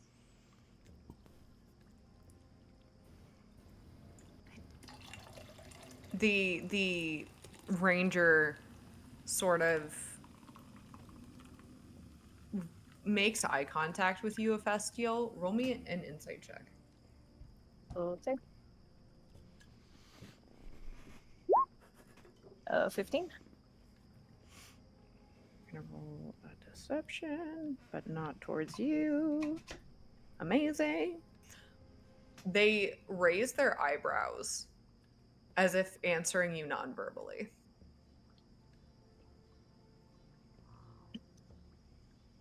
Which one is the And- ranger?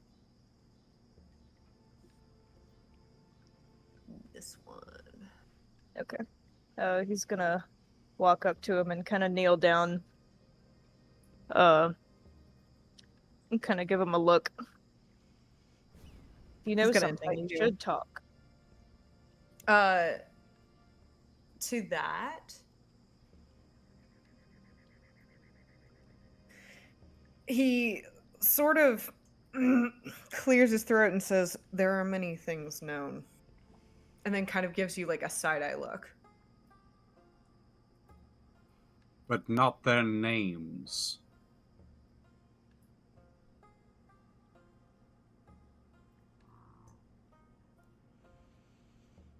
Bestial, they cannot tell you the name because there intentionally is not one.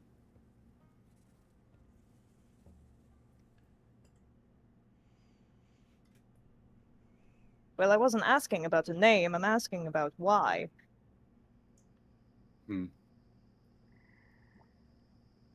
That I am still trying to determine.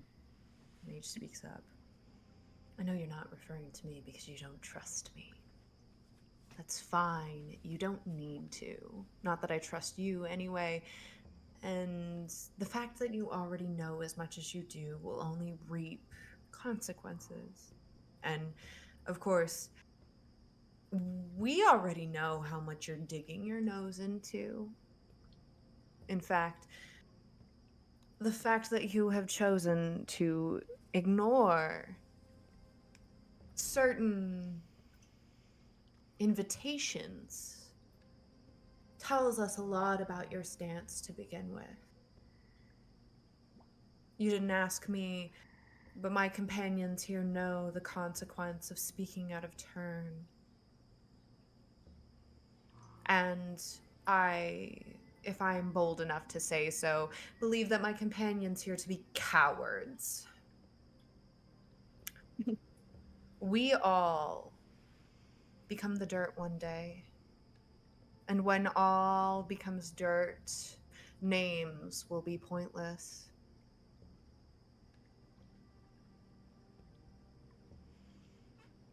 We do this because we seek change in the minds and in the lives of those in Scalds and in Cardicus.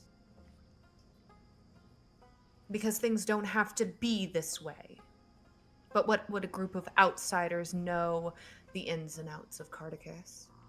What would a group of outsiders know what matters in Cardicus?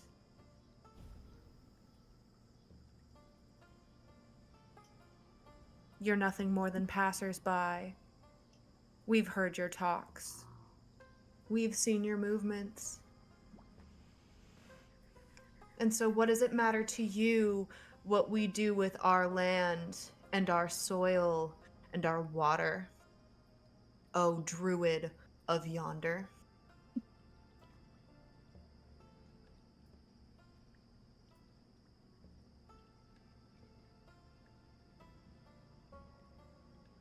Well, because it's part of my business to know what you're up to, and if you're trying to do things that you shouldn't be doing with and messing with. And I think it's awfully... Sorry, I did not mean to interrupt. I thought you were done. I think it's awfully bold of you to play God amongst people. We're not playing God. God is not real. Milil has turned their back on the world of Cardicus. And thus, we do not try to play God. To play God is to have faith in a thing that does not exist. Is to believe in something that is unreal. None of us are playing God. No one is playing Creator.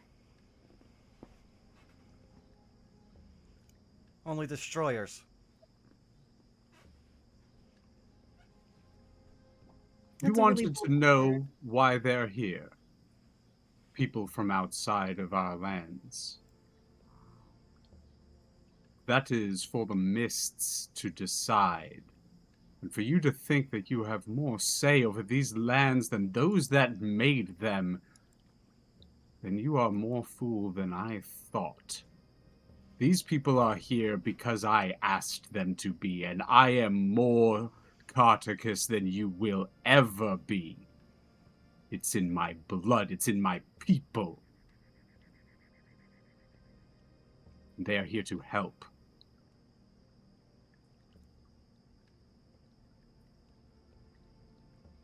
Help who? Those of you Clemency. that you don't care. You know my name? Good. I do. Remember it.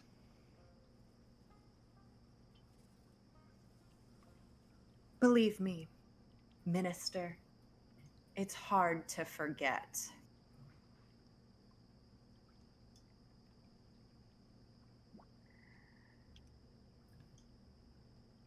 For you, perhaps.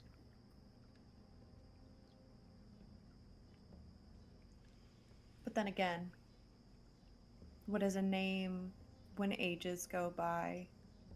When Earth shifts? What is a name to a world that acts on its own? You mention the mists. We know all too well that the mists do as they please. And so thus you have a band of wandering adventurers seeking out their why. Fair enough. But unless you are choosing deliberately to get in the way of our why, you could very well just mind your own business. Am I to serve as memory correct? You have attacked us thrice now. Not the other way around. Are a few wanderers so challenging to your perceptions of power and ambition that we must be dealt with? Depends on who you ask. I'm asking you.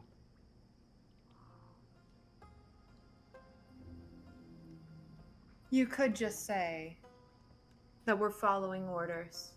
From who? But if you asked me, I don't see you much as a threat.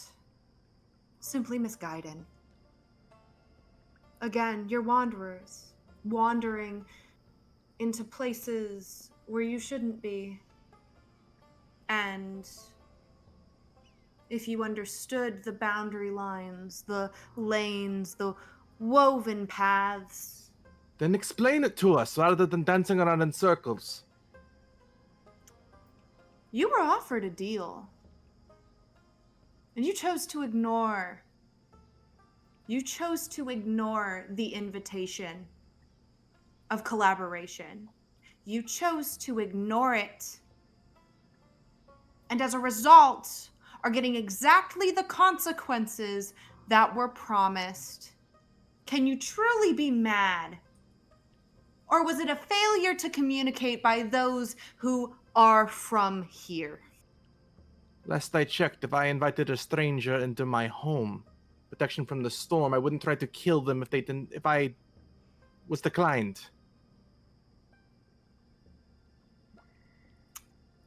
At this, they look at Lena.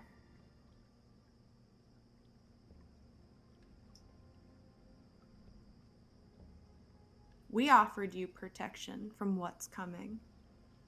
You chose to say nothing. Are you dissatisfied by the consequences of which you wrought?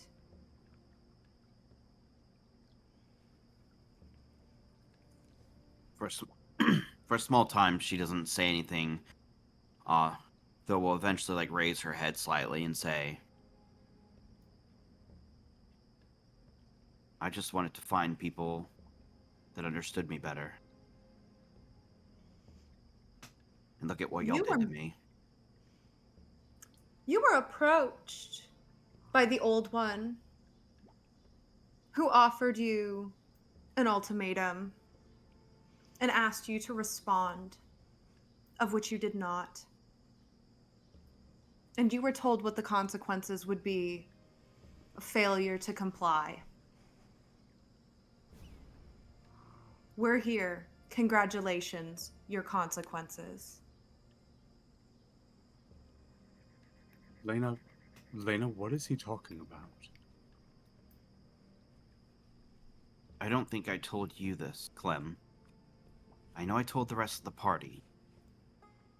I think it was before we met. When we started our journey on the way to Melancholy, from Melancholy, I had a strange dream before we left. I had still remembered it. I have no idea how one would reply to such a thing.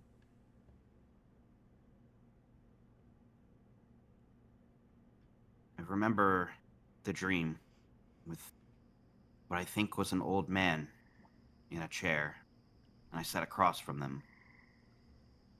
They had black clothing or robes, or something similar, and they had offered me a deal. In exchange for bringing someone out in the open, protection would be given.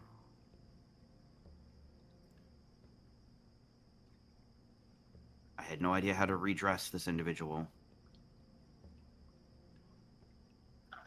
nor how to go about bringing someone in the open.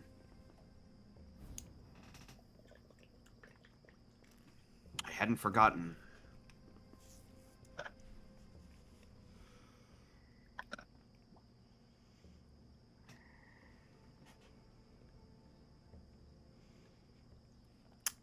Branson's now gonna, he's taking in a lot of stuff.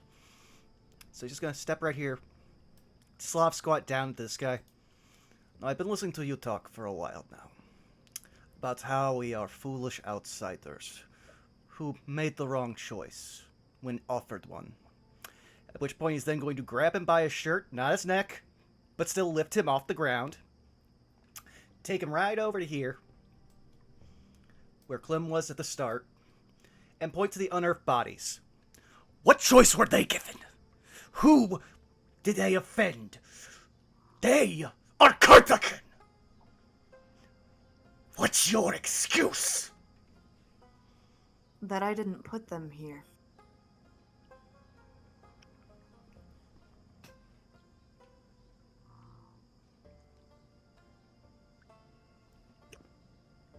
Zealot through and through. No matter what we say, Branson, they will not be scared. They won't fear us. They have no remorse, no pity. Whatever version of humanity they have is no longer one that we can identify or know. Let us pray we never turn up like them. One day their lesson will be learned from something that is not us. Either that, or they will die before that time happens. That is for them to decide. Let's focus on the ones that can be saved. Yeah, Brance will just, while still, holding this guy, just throw him down. Does not care about his, being harmed or anything else. He's just quasi-yeeting this guy because, okay, you're useless, and I'm very mad at you. Mm-hmm. Just for my sake, strength attack roll. Okie dokie. 1 second here, bring my sheet back up.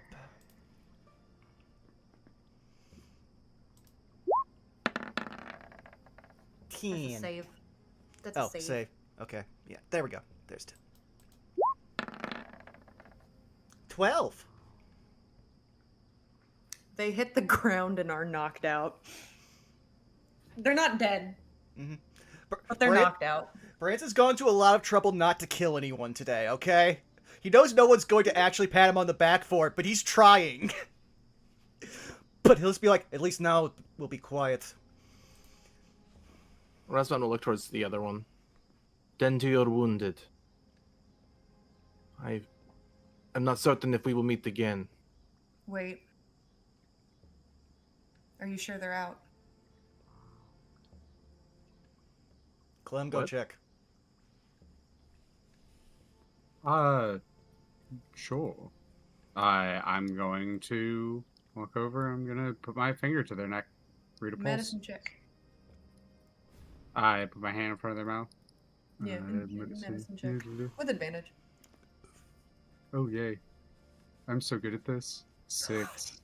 Well, there is a pulse. That's for sure. Well, they're alive. I can't tell if they're unconscious. They might be a good liar. Well, Here, let me do this either way. And I put my hands on either side of their ears. Like, I cover their ears. I earmuff them. here's what I will tell you. They were not lying about the bodies down here. Some of them, some bodies likely belong to us. But here's what I will tell you. And if you know of our business, you would know that there would be, let's say, distinctive evidence to support that it was us.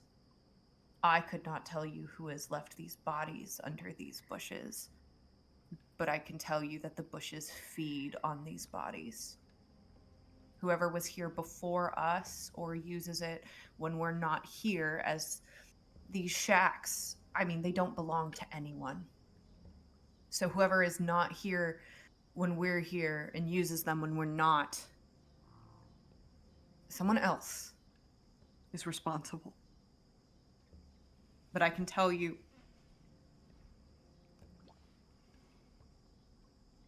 you can find what you're looking for here in the buildings. And if you want to learn more about what we're doing, and they pause and they look back to you, Clem, are you sure about that protection? Do you promise? I will give you as much protection as I am able to offer. I will give you what contacts I can, and I will help you escape. And should you assist us and we be able to rout them from this land, there will be no safer than you can be. There's a laboratory.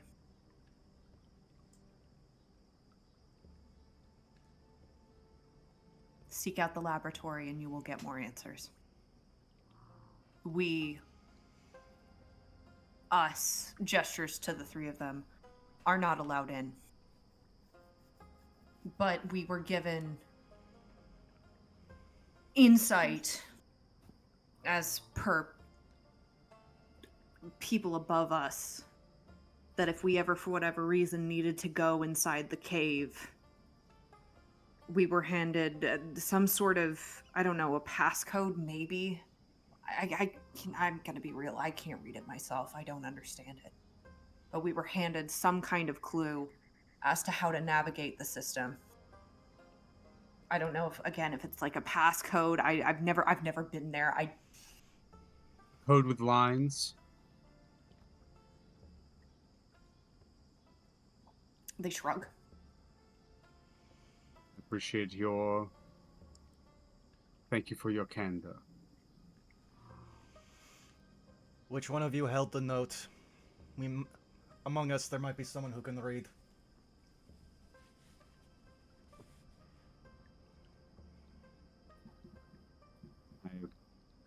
I will actually reach into my pocket. I was handed this. I think this is what they were referring to. All right. I will take a look at. Is it written in any of the languages I know?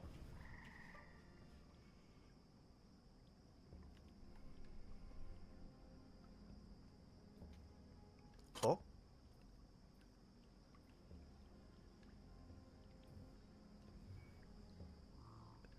Sarah's is not picking you up. Did it not register? Yeah, it did not register there. No. Hold on a second. You're fine. You're fine.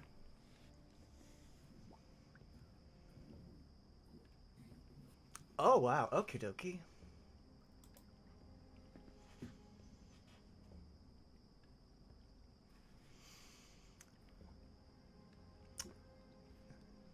All right. I'm going to. I can apparently understand this, so I will read it out for everyone. For your information, stanzas read left to right, not up and down. Oh, okay. Thank you for telling me. Mm-hmm. There once was two brothers. They searched and never ceased, searching for adventure across the border. Sorry, the stanzas read left to right. So it's you read a full stanza and then you move to the right, the stanza to the right of it. Oh, okay. There once were two brothers searching for adventure, off to a distant yonder, to find a legendary treasure. They searched and never ceased, across boiling rivers and seas, confronting the dangers they'd meet, and faced with the mouth of a beast. Said one, "I think the beast is dead, if not completely asleep. We should get ahead, before it becomes a difficult feat." The two approached the mouth, before it all went south. They knew no other way out than to see what rumors were about. And above game, it's really hard to sight read and do this accent. Okay, there we go. The path to the beast invoked decision, two options clear in vision, yet inconsistent in the vision. They would have to pick a unison. Sometimes one brother was right, but when he was wrong, the other could choose all right. The first brother had might, while the second wise with foresight. With their strength combined, they entered through the teeth and tremors. They followed a path off center towards the stomach so tender. Beyond the mouth lay teeth, from above they seemed sheathed, yet loose and likely to flee to the floor beneath. Crushed, become one, his legs caught by the tooth his leg caught by the tooth above. As he laid, he swore he was done, but his brother admitted defeat to none. The brothers needed prosthetics, while the other acted as a medic, and with a rod so metallic, he walked with a limp, but that was chronic. But the abled brother sped fast, and his brother took the opposite path 6 times over. He walked right past, and in the middle they ended at last. Through many caverns the brothers trekked to find heart of the beast wrecked. One brother began to fret, talk about the pain in the neck. No, that's actually reading this. He just says it breaks off for just one little bit of criticism. They decide they would have to seek the villain who stole their treat, with their spoils having left the beast. But the future was not yet bleak. I believe this is a very elaborate code. And he just hands it off to Clem.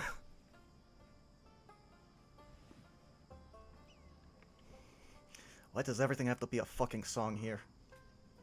I believe you are correct in calling it a very elaborate code. It's a poem of some kind. Puxterhead, it actually kind of reads like a recipe, weirdly enough. I figure each stanza is a form of direction for different landmarks inside this cave or whatever. Perhaps. That definitely seems likely, but... Yes, I do find it odd that much of this could be read as a recipe. Maybe that's just me. Well read. I will take my hands off of the individual's ears. They do not get up. How long did it take us to get here? A couple hours, max. Couple hours max.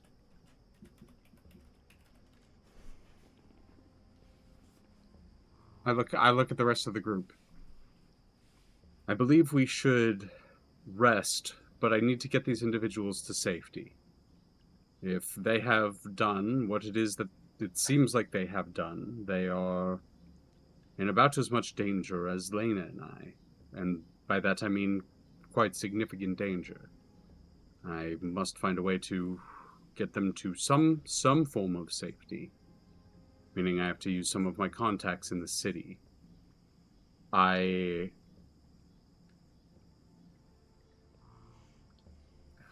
am too far away from Omen to be able to contact them. I cannot send them messages right now. They must be busy. Well, Clem seems a little like torn. They're like looking back towards the river and towards where Scald is, and they're also looking around at the various shacks. we may want to check out the ones that we haven't looked inside first. Yes, I still know that the stone is within at least 1,000 feet.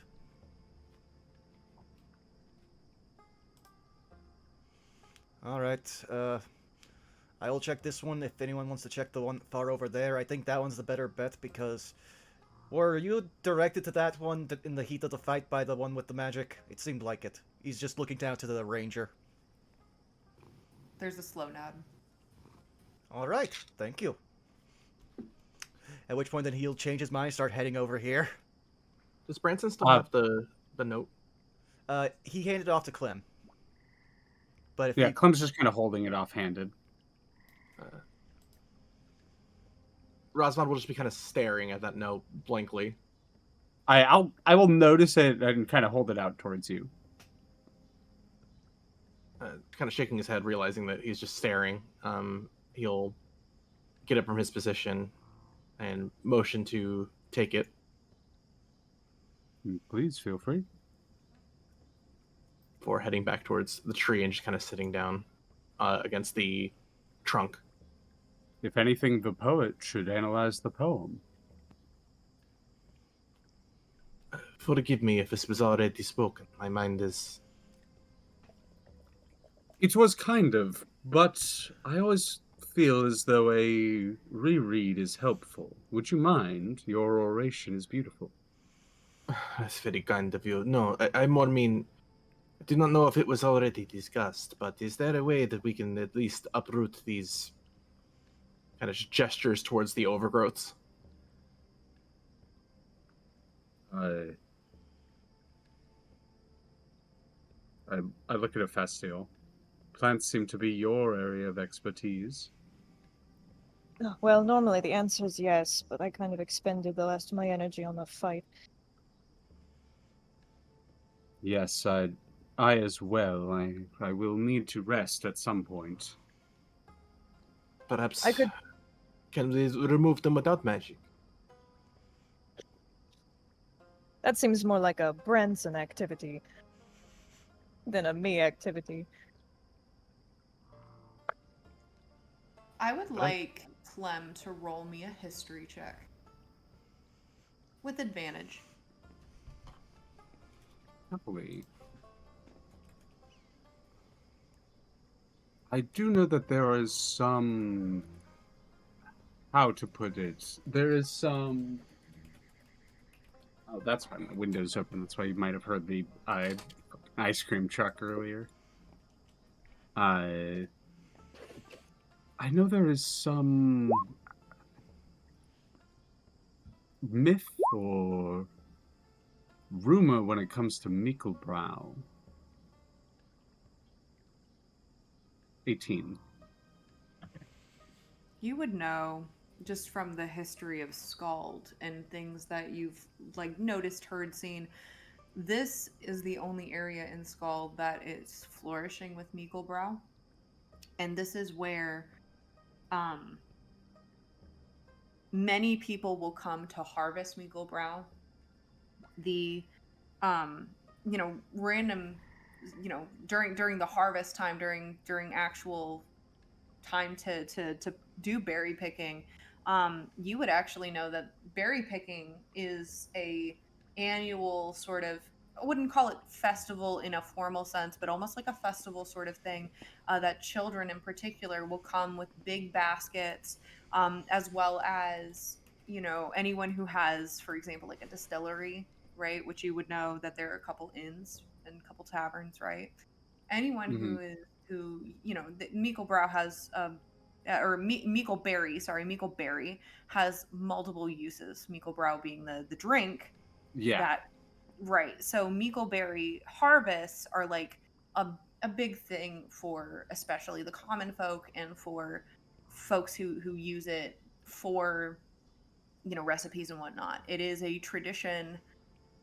When I say a tradition lost in time, I mean no one knows when it started. It's just a thing that every year happens. And you would know with confidence that you've never, ever, ever seen nor heard reference of corpses being buried here But again, you would notice that wherever you do see a corpse, the bushes seem to be thriving even more. I will say, Mikkelbrow is very often considered a staple. Not just that, it is a unbelievably important resource for many in Scald. I honestly would be remiss to remove it.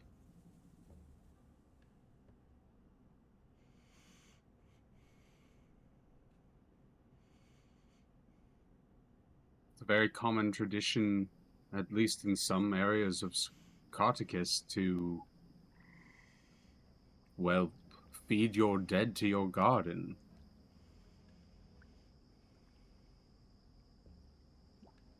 I At know, least it's not unheard of. I know back home, Miko Brow is very much celebrated. I'm not sure what to think of this.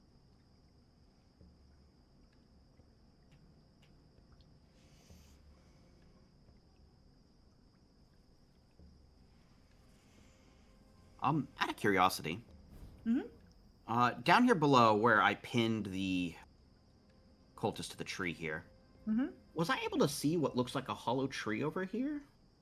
Yeah. Down to the south? Yeah, you did. Lena might go investigate that while the others look inside the buildings. Okay. He said,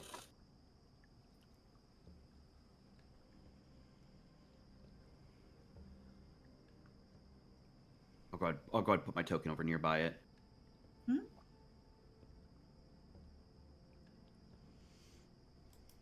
Is there anything anyone would like to say or do before the investigation starts?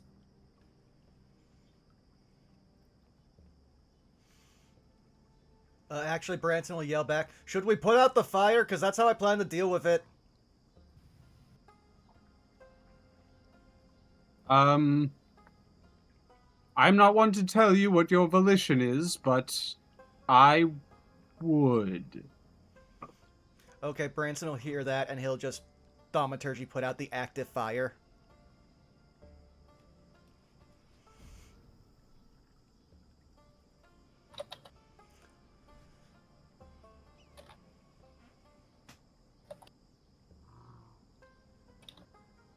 Yeah, I'm struggling to delete the thing. You're fine. But as soon as I can, you thaumaturgy magic. Delete it. Delete it, please. Delete it. Delete it.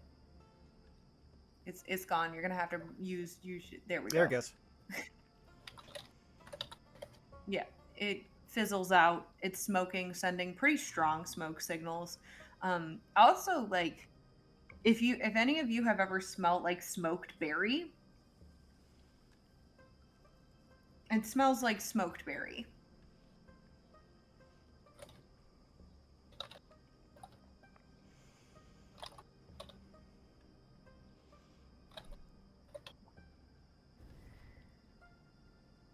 But yeah, no, I'm fine. Start up the investigation. Just who wants to go first?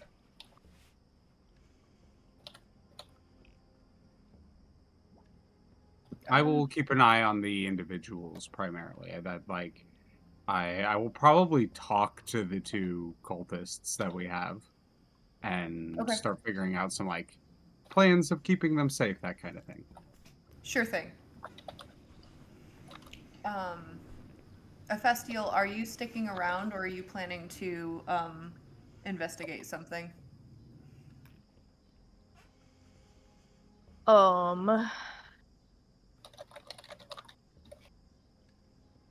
I guess I'll start by poking around in this this shack right here. Okay, then here's what I'm gonna do. Since each of you has one, I'm gonna start from the top and just work my way down. So, Branson. Okie dokie.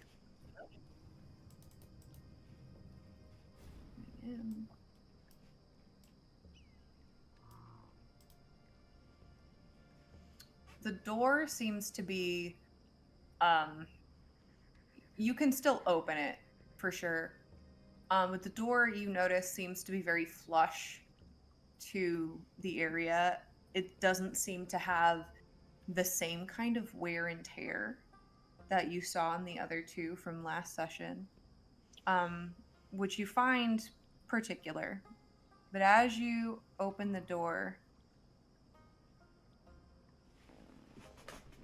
you're met with what almost looks like either some lodging or like an indoor campsite.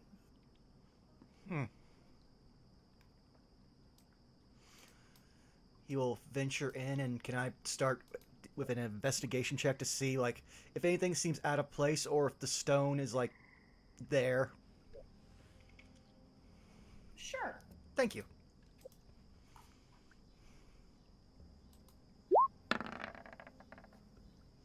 Seven. So, even with a 7, first thing you notice is that the fire is out, but it looks like it was used within a good period of, within like recently. You would need a survival check to determine anything more specific of that. You notice as well a bucket and what appears to be like a backpack set up. Even on a 7, you notice on the inside, first off, you see like pretty standard like adventurer's gear. You also notice 2 different things. Number 1, you notice inside the whetstone that you were looking for, A, but B, you also notice there is a key with a handle that looks like a full moon.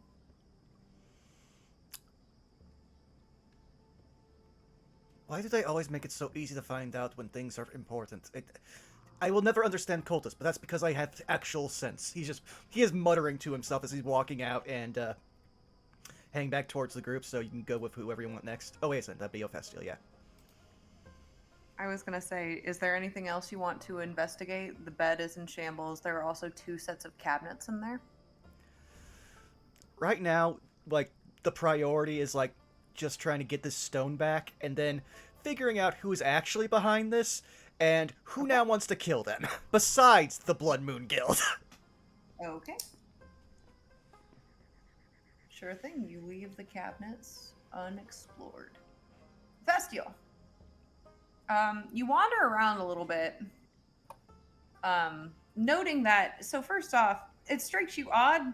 The tree that you are standing underneath seems to be like physically grown in the shack, like it's holding it up. But I'm going to move your token for you as you wander all the way over here till you finally find the door.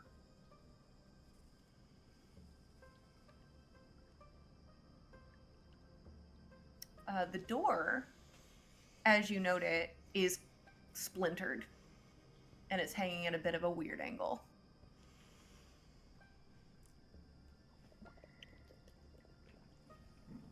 Does it look like, or I'll put my hand up against it and see if it just pops open? It's a little difficult, but it does. It doesn't appear to be locked. Alright, I will do that and go inside. Sure. If Roll20 would let me reveal things. Here we go.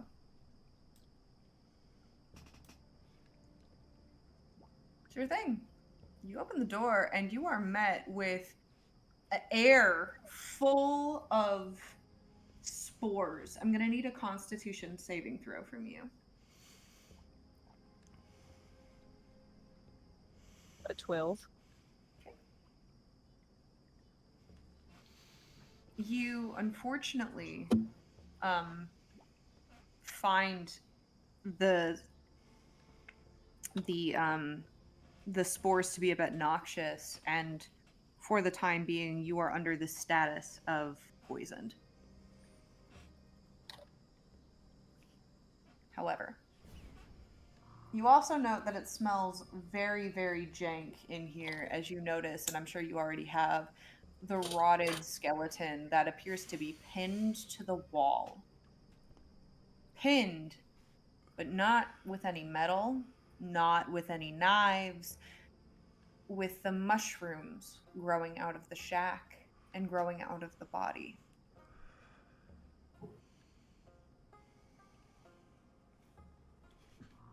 Okay. Would I be able to tell what kind of mushrooms they are? You could roll me a nature check. Okay.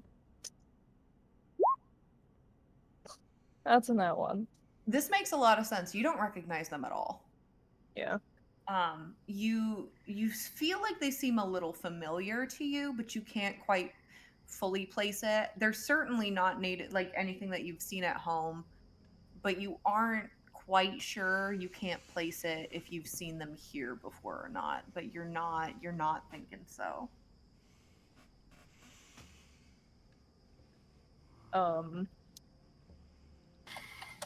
Yeah, I'm also gonna backtrack over here and check out what these barrels are. Yeah. Do they appear like Um, they're full of something? They do. You kind of knock against the wood and you can hear the sloshing of liquid inside. Are there any like taps or One of them a way has to like one. wedge them open? There's one of them has a tap, yeah. Okay, I'm gonna pour out what's inside, see what it is. You see alcohol of some kind. However, go ahead and roll me your choice of either nature or survival. Let's do survival. That's 20. Yeah. So you notice the mushrooms, right? They seem to be growing in and around the barrels as well. And as you click open the tap and let the liquid drip out, like literally like flush out, you notice black spots in the liquid, and your eyes lock to this puddle on the ground where you see the familiar sign of that same mold that you saw on your way here and over at the wharves.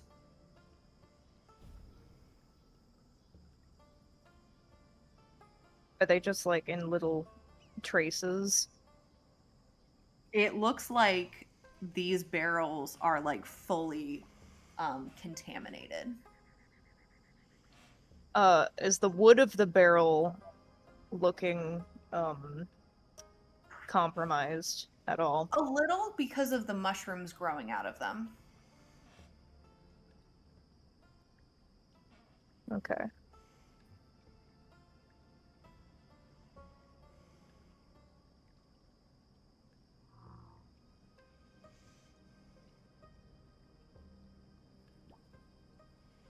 Is there anything else you would like to do in here for now?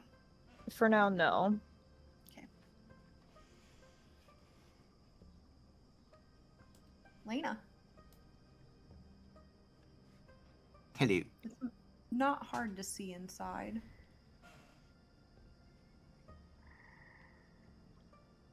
I mean, it's hard for you to see inside, but in terms of blind sense, it's interesting. You don't immediately sense anything. However, I'm gonna make a guess. Would you say that Vern is gonna be with you as well? Yeah. Would you She would mind definitely. moving Yeah, the absolutely. token over here? Yeah, I will. I'll shift the token on over for you. Like, I'm probably gonna would be have you on roll- her shoulder or something. I'm gonna have you roll 2 perceptions. One Vern's sight, and then I'm gonna have you do like a scent based. All right. Cool. All right. Here will be Lena's perception. And here's Vern's perception. That makes sense. So, you don't really sense anything, but Vern looks inside, and over in this corner, well, it's not much of a corner because it's it's this cylindrical, but It appears there is some type of grave marker that's been like put into the ground, and it looks like the tree, when at some point when it was alive, grew around it.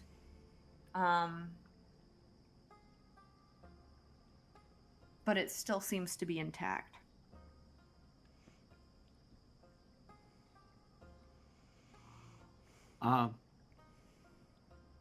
She would motion Vern to go get the attention of some of the others, maybe go to like Clem or someone. And she would like kind of like crawl in here to get a closer look at the grave marker. Mm-hmm. And like Vern would flutter on over to go pester Clem. Sure. Well, hello, little buddy.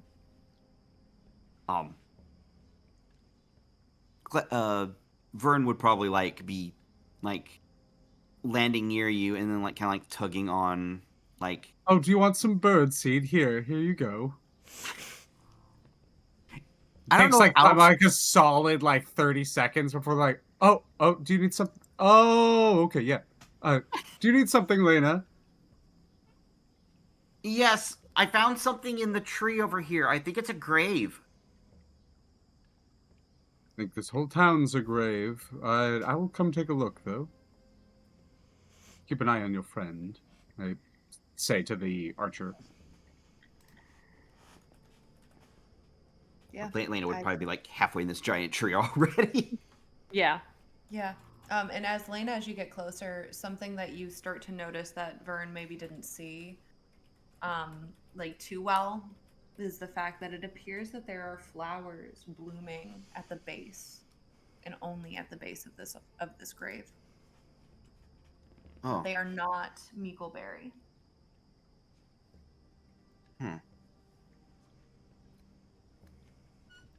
Does the marker have any writing on it? As you touch it with your hands, not even with an investigation, you don't need it. You do not. Whatever was here at one point seems to have worn to the point of unrecognition.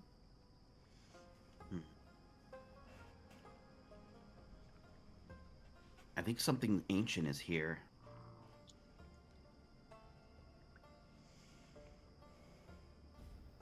It's going through her mind that there could be something useful here, but also does she really want to upturn this?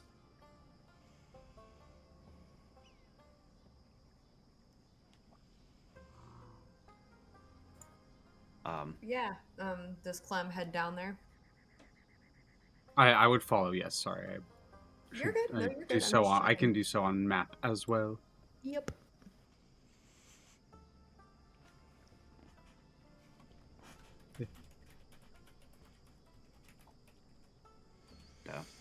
Yep. Lena would gesture to the beautiful flowers, like growing by the eroded grave marker and the area in here, and would say, "There might be something under here."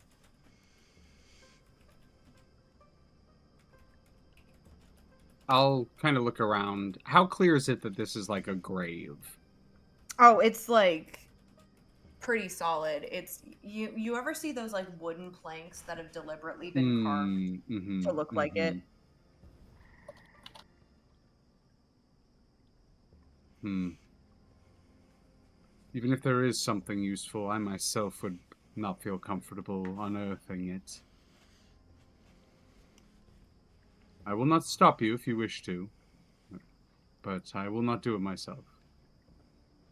Lena You kind do of like, notice. I'm Go so ahead. sorry for interrupting. I forgot to mention the flowers in mention, because you can actually see them, Clem, are, I believe they're called spider lilies. A lovely set of spider lilies, though. Toxic to cats. Lena would like bite her lip a little bit and say, might have been something. Excuse me, sorry. It might be something that the cult missed. I'd feel bad upturning a grave, but I know last time others did it, we found some very useful things. Like I said, I will not stop you. Many that have fallen in Carticus, they leave things that remain on, and it is up to the person to decide what their will is over it. I would like you both to roll me wisdom saving throws. Ooh, uh-oh. You got it. Goes my character sheet like a fool. 11. Diggity, my favorite. 5. You both, at the same time, seem to have a flash in your mind of some kind of memory or like a premonition. You see an individual with a rather large hat, flowing brown hair, a monocle, in not quite noble's clothes, but higher, higher wealth, not standard common rags, standing over this grave. And then for a moment, it vanishes.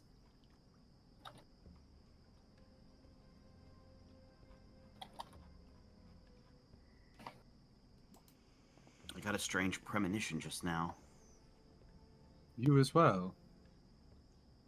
Yes, as if we were almost trying to be told something. Woman, hat, grave. Not Yes. a woman. Oh, sorry, Not a woman. person, hat, grave. Yes.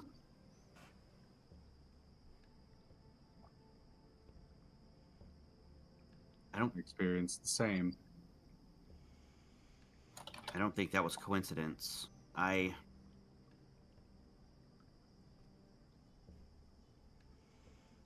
think I'm going to. I kind of do the I step aside and like gesture go ahead, but I am going to leave personally. Yeah, she says I will treat the if there's a body here, I will treat it with utmost reverence. For the sake of Reveal. time. Okay. For the sake of time, you find that the growth of lilies makes it incredibly difficult to dig into the earth. But what you are able to do, you do find that whatever was once here likely succumbed to the natural decay of the earth. But there is one thing that you know for certain. Mhm. These lilies do take the shape of someone's resting place. And I will just give this to you in that premonition sense. You get the sense there is something, not necessarily in the soil, but there is something about this space specifically that is different. And you can sort of feel it as you spend time in this dirt and in this space. And you get the sense that this might be hallowed ground, even though you aren't of a religious sense. And as the 5 of you reconvene, for the sake of time, right? Mhm. Is there anything that you all wish to discuss before we call the end of the session? There is one thing I would be curious if I would be able to do while at that gravesite. Obviously, I try to put back everything as it was. Mm-hmm. Is there maybe one of those spider lily plants that may be a little more separate from the others, less entangled? Sure. I would take one of them and I would gather some of the soil and I would like try to keep it together and I would bring it with me. Okay. I would make sure to get a good handful of the soil, maybe try to find some kind of like small divoted thing to put it in and bring it with me. Okay.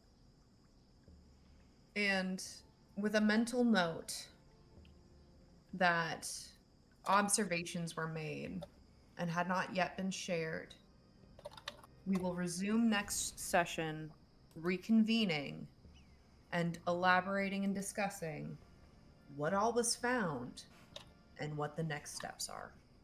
With that, we end tonight's session. Heck yeah. Thank you, Saris.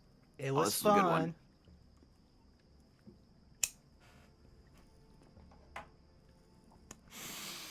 But yeah, I know certain people need to start getting out. So if we want to start going around the horn, Sounds good to me. You want to go, Cass, since you got the most Yeah, pressing? okay. Hi, I'm Catastrophe Cast. You can find me on Instagram and Blue Sky mostly. I am in competition prep because it is less than a month away. But if you want to watch me struggle and cry maybe a little bit, yeah, come watch me build stuff. It's fun. It's a good time. That's pretty much it. That's my life for now. So, let's go.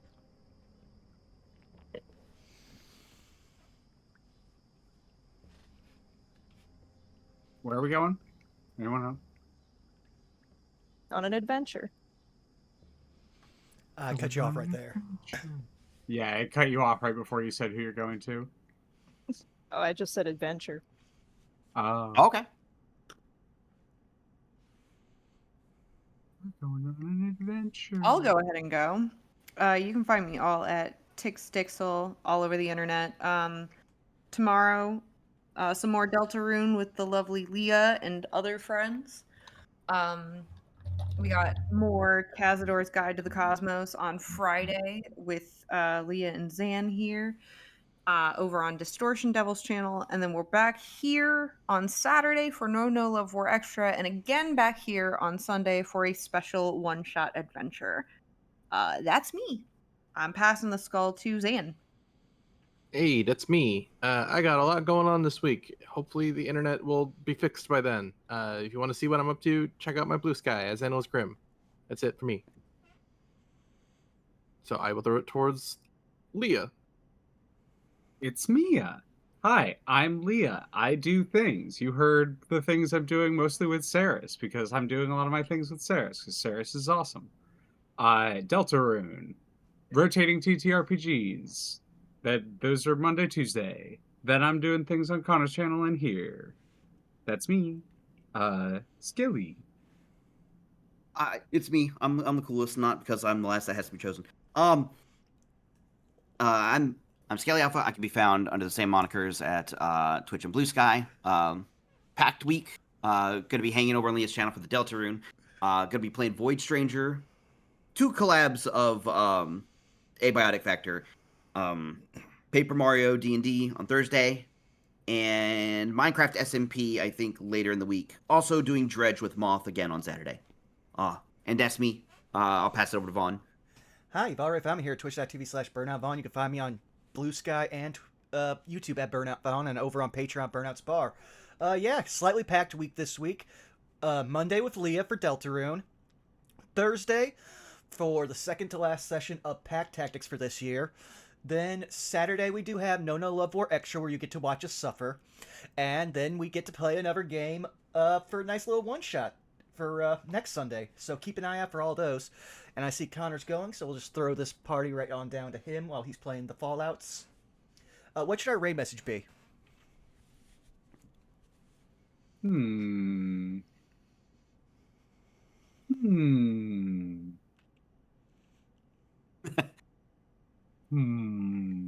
Gateway. Gateway. Sure, Gateway. All right, thank you all for coming out. We'll see you again in a week's time. We love you. Bye-bye. I love you. Bye-bye. Bye.